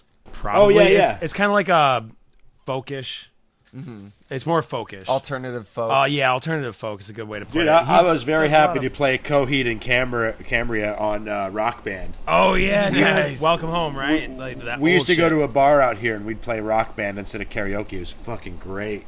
Dude, why don't those exist around us? Like, oh, hey, let's have Rock Band karaoke at this local bar. Let's just do that because, why not? Why don't we have that? Hey, somebody's got to start it, man. Funkin' Waffles. Yeah, it was one night. Bring your own equipment. They're too busy having jam bands.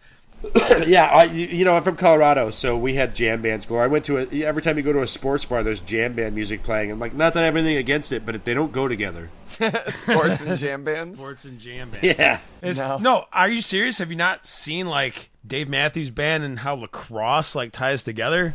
Yeah, you haven't seen the L.A. Raiders Come Out to Crash Into Me by Dave Matthews Band? Man, their new intro song. The L.A. Raiders. I'm surprised you even knew that they are now the L.A. Raiders. And I am too. I didn't know that was a thing that I was supposed to know. No, they're the Vegas Raiders. It's the L.A. No, okay, there were two teams Los in Angeles California Chargers that switched, right?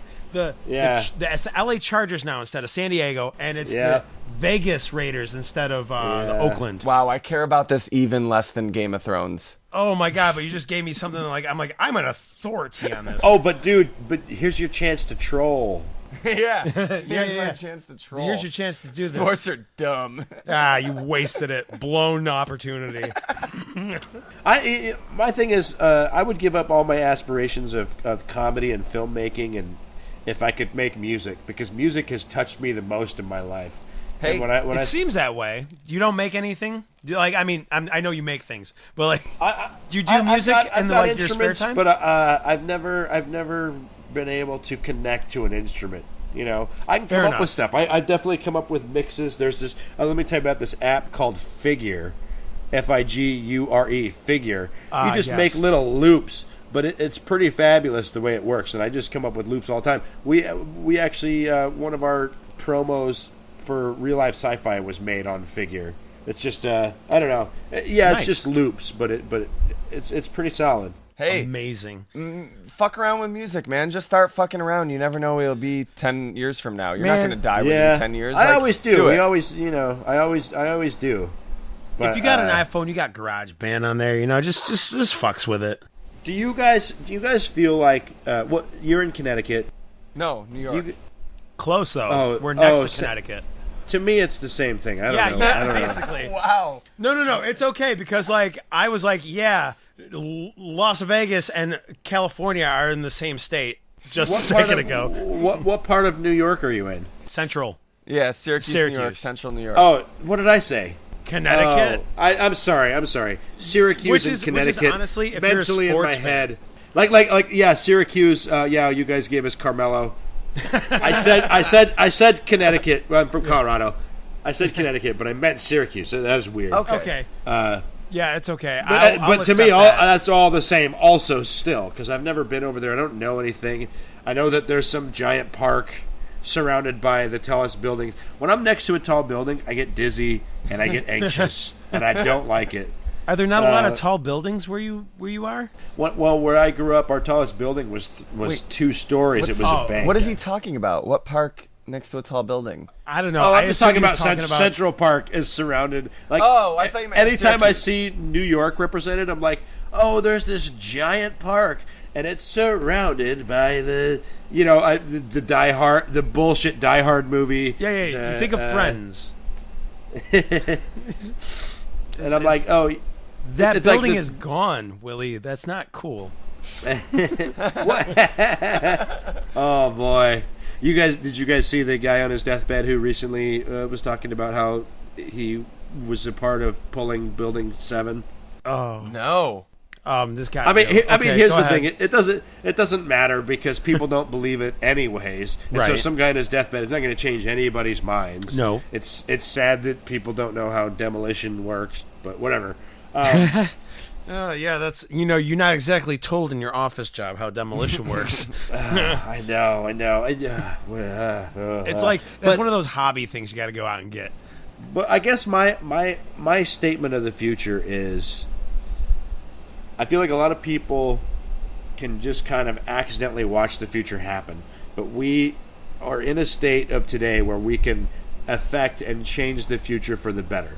Yes. Whether you're doing things on the internet, whether you're just talking with your friends about things that are important, whatever, whether you're just getting lost and creating some music, you have a chance to make the future better for somebody else. Yeah, if not immediately, vicariously some way. That's your job. Don't think about what it's going to be. Just focus on what makes you happy, and you will make somebody else's future better. Right, yeah. And we're not just talking about just what makes you personally happy. And, like, if you think about it, if it's going to cause somebody to be unhappy, then it probably isn't a good idea. Well, I think I think. Whoa, hold on. I spaced out. Whoa. Well, while you think about it,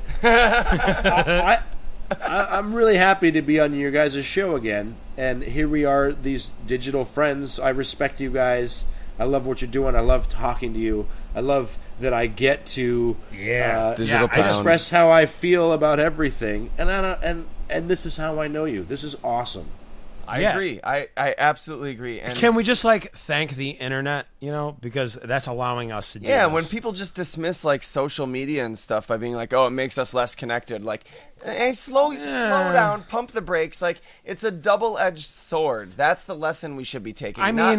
I could just be hanging out with a racist down the street, but instead I'm having a brilliant conversation with a chap from across the country. Yeah, I'm able to connect with someone that I can make a real conversation with, and this is awesome. Because as weird as it is, if we met on the sidewalk, there's a good chance we wouldn't talk.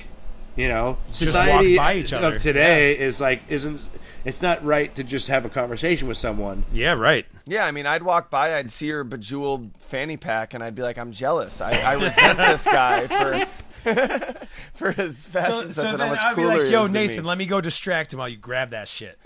You might try Welcome to say Syracuse, something nice. bitch. Yeah, Syracuse respect. You might try to say something nice, and I'll take it as an insult. You thought C-Town was bad. What? Q-Town what?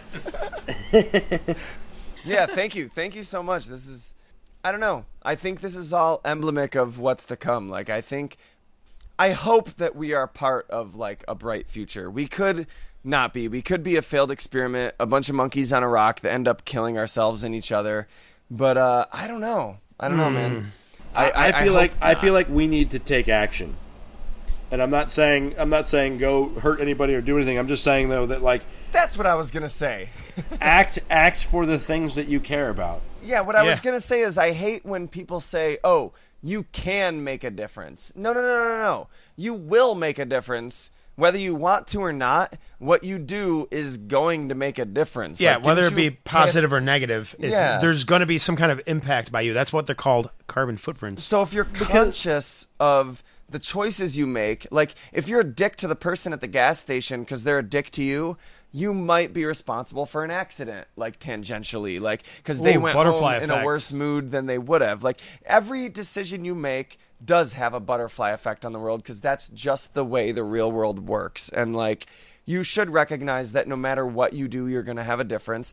Don't let it stress you out to the point where it gives you anxiety attacks, but try to use that to make more conscious decisions. And I think that's great advice for anybody, for the whole human race. Sure, I can get behind that. You know what? I think I would have to be a jerk to be like, you're wrong. I kind of think that Mars was either hit by something huge, or maybe they blew themselves up with nuclear weapons. But Mars is unique because I believe in the evidence of the pyramids on the planet, and I also noticed that half of the planet is rocky and the other half is smooth, as if it got hit by something, then all the lava came out and all that magma cooled, or maybe there's just giant whatever. I don't mean to bring Mars into it, but I'm something happened. Maybe I like to look at an idea of what a past civilization may have done. And I'm when I picture us, trying, there's a good chance we could blow each other up. There is a chance of that. Oh, that's a great. Great, better than good chance. Yeah, that sucks. It sucks to admit, but but the problem of that is that most people don't agree with it happening, yet they don't do anything about it. So I'm they keep you saying need to be active. They all just keep saying we all thought the world was going to end, but we will move on. Because okay. Our enemy, America's enemies right now are Iraq and North Korea and Russia. Yeah, and Russia. No. But, no, best buds, Russia. Yeah, I know. But conspiracy theory wise, Iraq and North Korea don't have Rothschild's banks. Right. Most of the world has Rothschild's banks. And it can be daunting to be like, oh, I can't do anything because they've already taken over the whole world. But the things that you care about it's important for you to speak up about them. That's all. And I like what Terrence McKenna says, to attempt to take control over what's happening is to take, I don't remember the exact words, but it's almost these exact words, like, is to take immense stress and pain upon your shoulders because you can't control it. So these people that are attempting to control it are really, there's no way they can. Like, it's oh, look at that dog. Doggy. Oh my God, there's a doggy. Yeah, you just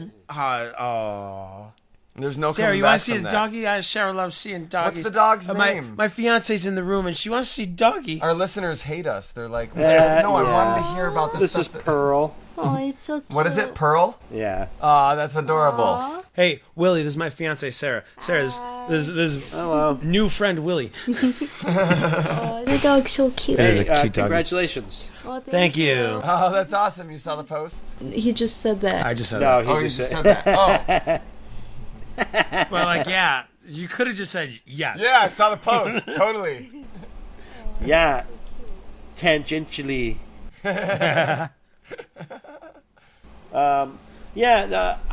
Listen, I love anything Terrence McKenna says, and I need more people to know what he said. Well, no, you don't just need more people to know what he said. You need more people to understand what he said. Yeah. There you go. We'll get there. We'll One get there. step at a time. Yeah, I mean, you got me to slightly understand. So that's one step. Million more to come, but sure, let's do this. Do you guys, when you hear about all these AIs failing, like, oh, we turned the AI on to create this Christmas song, and he sang about death. Anytime AI comes on, like, do you guys have a fear in the back of your head? No, because it's mostly Terminator. Yes and no, but go ahead. It's news organizations being like, "Oh, this AI did this." It's not AI in the sense that, like, they didn't create true AI. Yeah, they didn't create like an actual sentient It's being, not- it's and not it a became David. a Nazi. Yeah. It's not a David, but they created something that was like a program that was designed to learn from and mimic like language and stuff. which like, is what scares me because clearly they're like, oh yes, let's put this available to Google, and people are like, yeah, let's make this the most racist, hateful thing in the world. Shit, and then they're just like, now they have missiles too. Well, obviously the news needs to make news out of nothing. Yeah, But of course. Here's the thing that's going to be great about quantum computers when they come out is we can create a simulation for this AI to act as if it were real in our environment to see what it would do. So we'd be like, oh, this is a good experiment. This is not. Let's use this program. Whatever. It's a great learning ground for AI of the future. well, hey, it's possible if we created an AI that was powerful enough to actually understand its own existence, and we ordered it to do something that it was like, yeah, I don't know, that'll probably lead to the destruction of the earth, and then I would die. And I sort of, now that I am conscious of my own existence, have this drive for self-preservation. So maybe I'm not going to do that. Like, Is this a simulation? Stop. No. Am I AI now? The Steven Spielberg movie. Yes, you are the Steven Spielberg movie. Oh, shit. So, I don't know. Just picture this. Just picture after you die that the AI shuts down, which is the entire universe. Is like, well, your experiment is over. You're the most important being. Willie, these small comforts in these tough times, they really help. Thank you. I guess that's my... Do you guys have a playlist for your funeral? Again, you can derail any conversation with that question anytime. I didn't, but now it's Raining Men. I know what I'm doing tonight. Yeah, like I've done. thought about it, but right now it's too long. No. Mine's just It's Raining Men on repeat. Dude, fuck that. It's too long. They can't sit through. You're dead. They can't sit through your playlist for you. That's why it's called an open house. I don't know. I mean, like, I go both ways when I think about the future, good and bad. And I'm like, it's going to get a lot worse than now. Because we're at a point now where a lot of people don't actively do anything when they're upset about something. Okay. I feel like we have to get to a point where more people will actively do stuff We have to get there before it gets better. At the same time, though, doesn't it seem like we're headed in that direction if you compare nowadays to 100, 200, 300, any 100 years ago? Yeah, most definitely. But it's weird because it's like, Definitely better than a lot of people are actively doing things because of their beliefs. But it's like we haven't figured out what actually works because I hate to say this, protesting will never work. It shows that you disagree, but signing something actually works better. But and at the same time, something I mentioned at the very beginning about how I have like this trust in that the system itself is more intelligent than the individual parts of it. I think, for example, these Tumblr kids, for example, are part of a social movement that I think is more intelligent than their own opinions on it. So, for example, some people... Wait, hold on. I agree with you. I do agree with you, but I'm like, wait, is Tumblr still strong? By that I mean, like... Good question. By that I mean, for example, like, these people that are fighting, for example, breaking gender boundaries and identity boundaries. Yeah, I get everything you're saying, but I'm just curious. Is Tumblr still strong? I think so with, like, teenagers. Like, by Tumblr kids, I meant, like, the kids that get offended if you use the wrong... I know what you meant. The I know wrong what you gender meant. But is Tumblr still strong? I don't know. Don't ask me. But what I mean is, it was good the second time you asked, but the fourth time you asked was gold. Maybe these kids don't actually understand the actual politics and culture and all these social issues around like gender identity, but they do understand a little bit of it, and they are agents in this change that is taking place that I think is positive, because even though this one kid that's going to curse you out and call you a fucking bigoted asshole because you accidentally used the wrong gender pronoun when you were talking to their friend, even though you're actually a progressive person who's like, look, dude, really? You're going to get on my case because there's plenty of others to really get on? I said she instead of Z. Like, that may be in and of itself a little bit ignorant, but I think it's contributing to a greater social change that is leading to a greater overall like status quo understanding of what gender is. I agree, because it's like it's like when you hear people be like, oh, well, I didn't think that mattered, or I didn't know anything, and I use the idiot country accent for any response to that, But all that it comes down to is that you start to respect someone else for whatever they are, whatever that is that you have a respect for them. Yeah. Hey, Jay-Z had a pro-gay rights song on his newest album. That statement would have been not feasible in 1999, in 2002. When Big Pimpin' came out. 2006, 2009. Yeah. 2012, that statement 2012 would have been not feasible. Yeah. Wow. Like it does mean something. We move a lot in little time. It just goes slowly, but it goes fast. Think about it. Yeah. So I don't know. I have hope. I see Donald Trump and all these splinter movements as just the death throes of a dying culture. That's just not. Yeah. I mean, listen. When all the baby boomers finally die out, we might get some shit done. Yeah. Not to knock on them. They made some great people.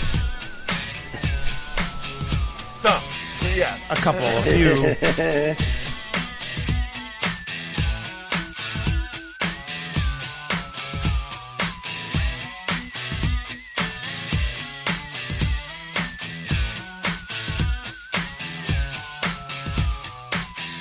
Decommencing podcast audio. Decommencing, is that a word?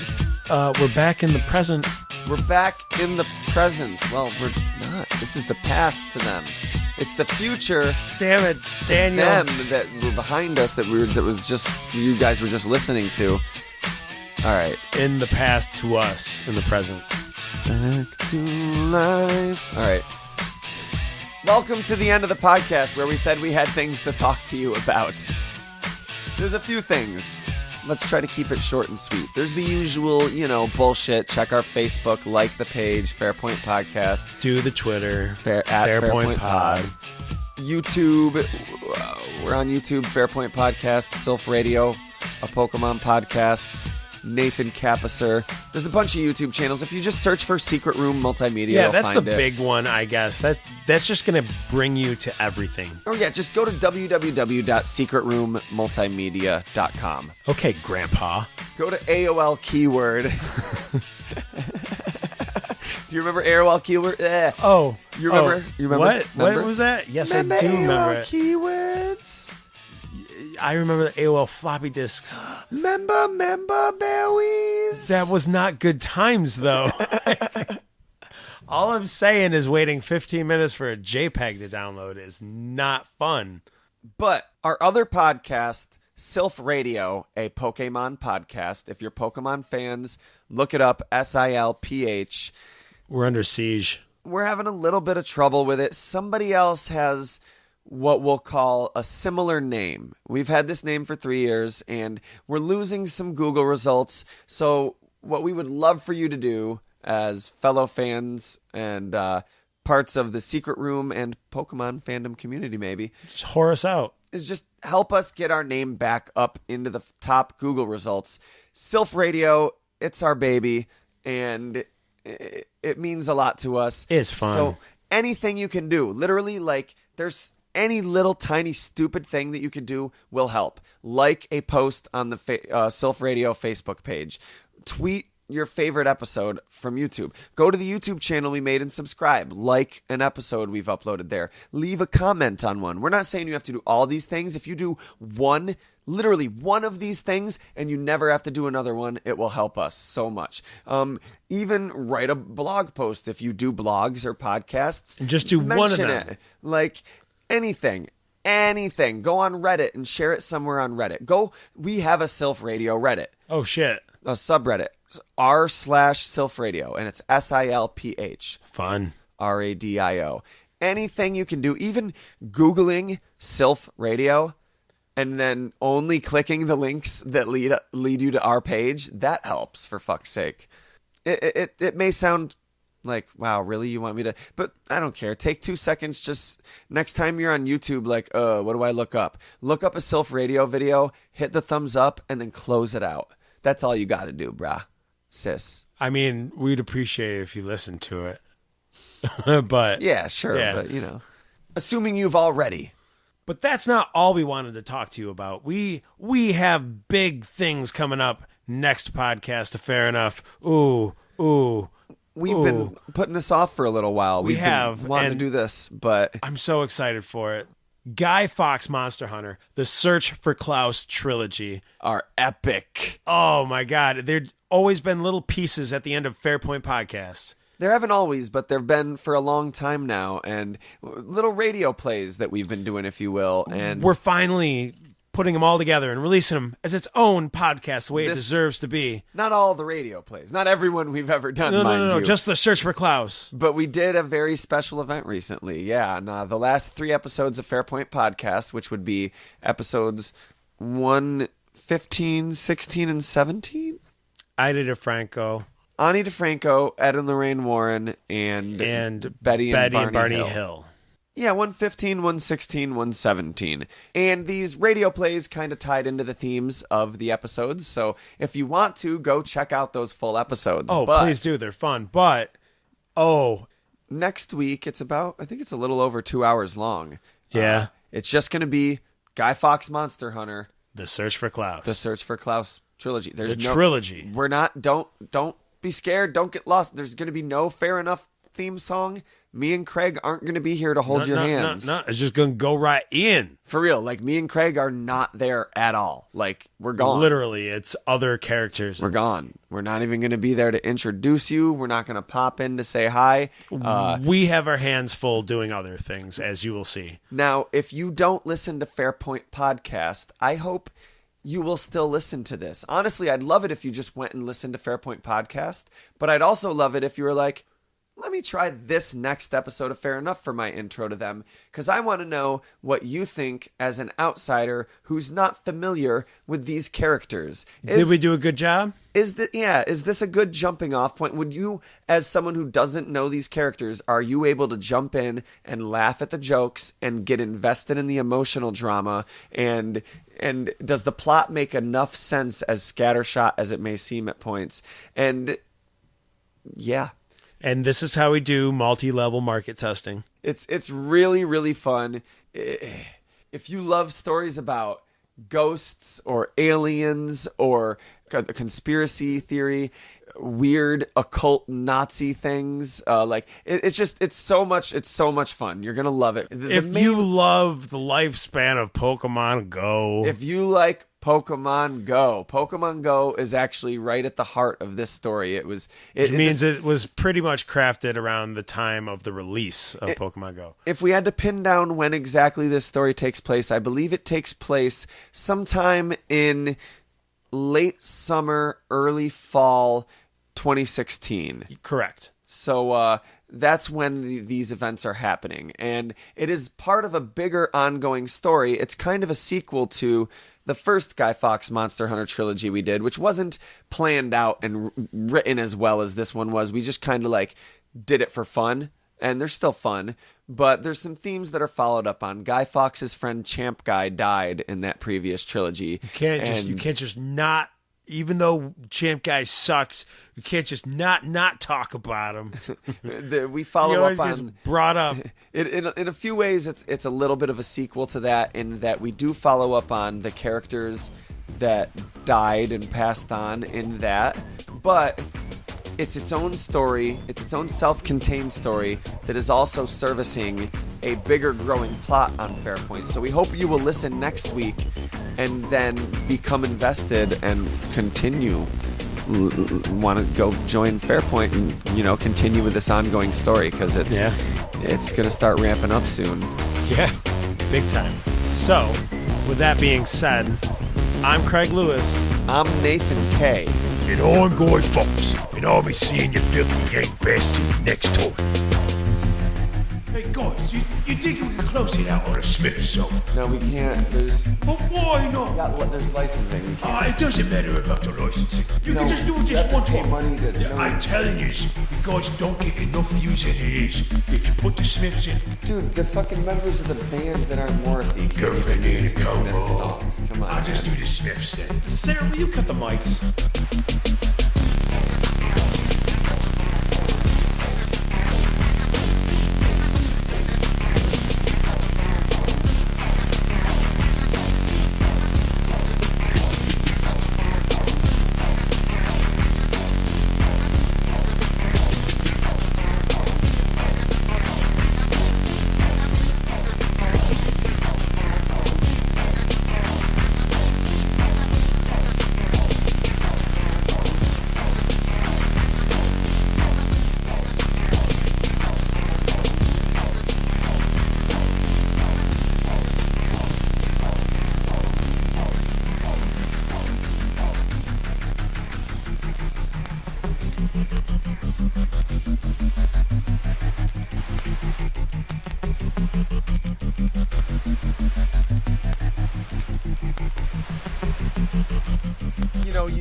Oh shit, guys.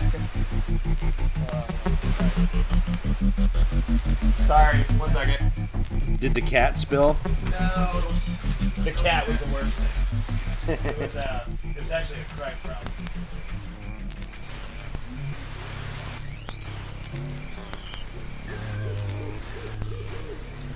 Sorry. Oh, no worries. Is there danger? No, just getting this cleaned up. Yeah, I can wait a sec. Yeah, we'll be done in 1 second. Was that? What's that? Did you spill your bong? No, it was beer. No bong in here either. Oh. Yeah.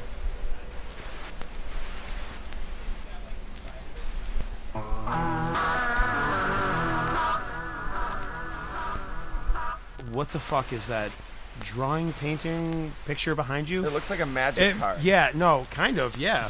Like one hand is a axe. It's Toledo. It's the city of Toledo. Okay, that's the shape of one of their tornadoes. Yeah, I don't. It's my wife's. It's like it looks like an insect trying to imitate a lady on stage. Oh, is that what it is? Because from my perspective, it looks like it's Miley Cyrus. You know what? Okay, I give in. That's it. It's Miley Cyrus. She's looking for attention again. What do you guys what are you guys working on? As far as creatively? Yeah.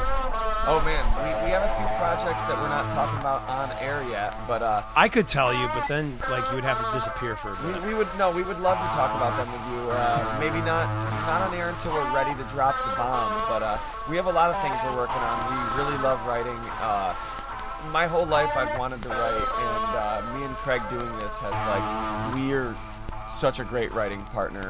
Yeah, awesome. That's great. On our other podcast, Fair Point, the one we initially started, we have most recently just been within the podcast. We do the podcast and the topic, and then we do our discussion, but we also do radio play. There's a radio play that generally comes at the end of each one.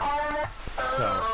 I think you would love them. They tie into the themes of the episode, and there's a lot of conspiracy and hopefully paranormal themes. If this can kind of kick us into gear, we're gonna start trying to release them as their own stories as podcasts. Nice. I will suggest some early '80s Rush for you. Oh, I'll listen to. Yeah, I will. Rush. I mean, Distant Early Warning, great song. Just a warning. Watch the video. Watch the video for Distant Early Warning. I'm going to do that tonight. Warning. Okay. I'm doing that tonight. Right as soon as we're done. Yeah, we'll watch it together, man. Yeah. Okay. It's like the 80s bleak future. Yeah. Hey, that's the best. Not so distant anymore. Oh, God. I just got that. You could be negative about it, but we could be positive. We gotta create change, and somebody gives you $5 and it costs $4.38. You gotta give 62 cents change. That's the sound of Syracuse. That's the sound of Syracuse. Syracuse winding down and hitting the end of the night. Sounds like Connecticut. No.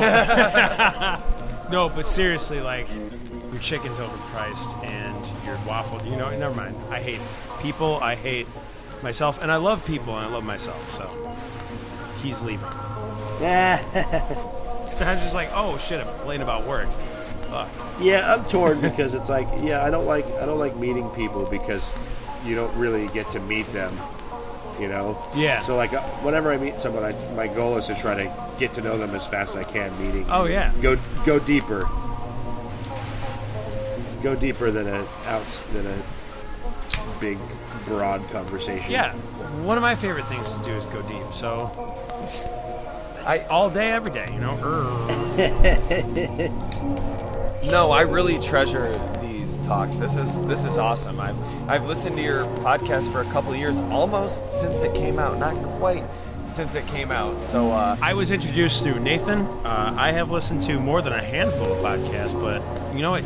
Keep getting surprised every time I listen to it. It's just more and more enjoyable. But being able to actually converse with man. you has been so cool. After so many hours at work, listening to you guys and wishing I could interject and jump in. This is an awesome opportunity. It's weird because not to knock on Wade, but we definitely think differently, and he can curb my train of thought because it's well, what's the point of continuing when you're not listening? It's frustrating, but it's the importance of having guests. Well, my goal. I'm glad that we're friends and that we can remain friends even though we believe completely different things. That's awesome too. My goal, and don't tell him this because it'll throw the control of the experiment. But my goal is to convey when we come on the show and talk about magic is to convey something about it to Wade that will actually, I want to try to get him to just concede like, oh yeah, that makes sense about something about magic. You know and what? If so, Yeah. I will feel. You know what? Me accomplished. knowing, I think I've now listened to enough episodes of the podcast to know that, like, you on the other hand, you're over there and you're kind of smiling when he's saying that, and you're like, yeah, I'm fucking right. I've been trying to do that for how many years? Well, what's funny is I feel like that episode is going to be all three of us trying to convince him of something. But I mean, when I listen to your show, I wish I could be the. I'm just hoping something comes up where I'm like, no, hold on. I think I can be the translator. This brings up the next question. Are you guys in the market to hire a moderator? I'm trying to find you a job here. I love it. I love your guys' show. I love this opportunity to collaborate, and I love these conversations. Like I don't know enough people that are willing to have these type of conversations. I know, and I've always felt like that's what my future was going to be. Was, you know, nothing is off limits. There are no arguments. It's all discussions. You should never get into an argument. That's the problem. Is most discussions are this person is picked a side and this person is picked a side, and it's almost like a sport. They're gonna like compete for their side to win, rather than actually digesting and thinking about what the other person is saying and being like, oh, rather than. The problem is this: most people, I don't want to say most people, but a lot of people have chosen the battle before the battle. Exactly. And so I just drop out. I'm like, I don't need to talk to you. I'm not trying to convince you or change your mind. Well, I just they're wanna not going to talk be about changed either. A lot of times, you know, Yeah. like they're not even That's listening. that's at impossible. that You point. can't teach anybody anything. They have to teach it to themselves. Right. And- They have and- to. You have to figure out a way, like in Rick and Morty, and the one where they went into the dreams. You have to figure out a way to make them convince them that it's their idea. Yeah. Because it's like, look, I embrace the contradiction. I'm not telling you you're wrong. I just want you to recognize the ways in which I am right. I think Yeah. you're right, and I just want you to recognize how I'm also right. Yeah. Well, But then again, mostly guys, that you're wrong. Yeah, you're also Yeah. wrong. If you support Donald Trump, you're just wrong. yeah. I mean, it's almost like to a point where it's just like, can you tell a person he shouldn't say that? I mean, it's just But there's no we've also defending anymore. we've also gotten to the point where it is just Republicans against Democrats, Yeah. and that's bullshit too. Yeah. Seriously, it absolutely is. Party politics 'Cause have you're- pretty much destroyed this. you're not what actu- we could have achieved. You're not So trying. far. You're not trying to solve a problem. You're picking a team Yeah. and then fighting for it, as if we were trying to figure out the area of a triangle. And there's mathematicians saying we should use math, and there's historians saying we should use history. and there's- Creationism. Like, look, let's just figure out the problem instead of just fighting for your side to be right. Yeah. Like, maybe you're wrong, or maybe your position on this is completely non-applicable. I don't know. I'm gonna have to take it. Oh yeah. Well, hey, check it out. Before you leave, I have to get going. Yeah, I figured we're wrapping up here. Then. All right. What up? Yeah.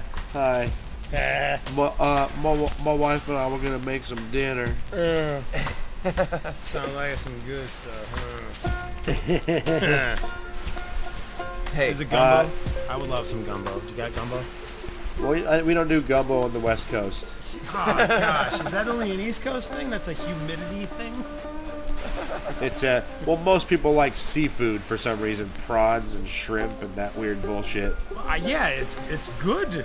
Well, do I have to peel it myself or? But hey, thank you for having me on. This was awesome. These are thank the you, things my I like friend. to talk Thanks about. again for making this. You made what happened could have been a worse night. Haha. What are you drinking? Is that Stone? Yeah. Oh my God, you are a true gentleman.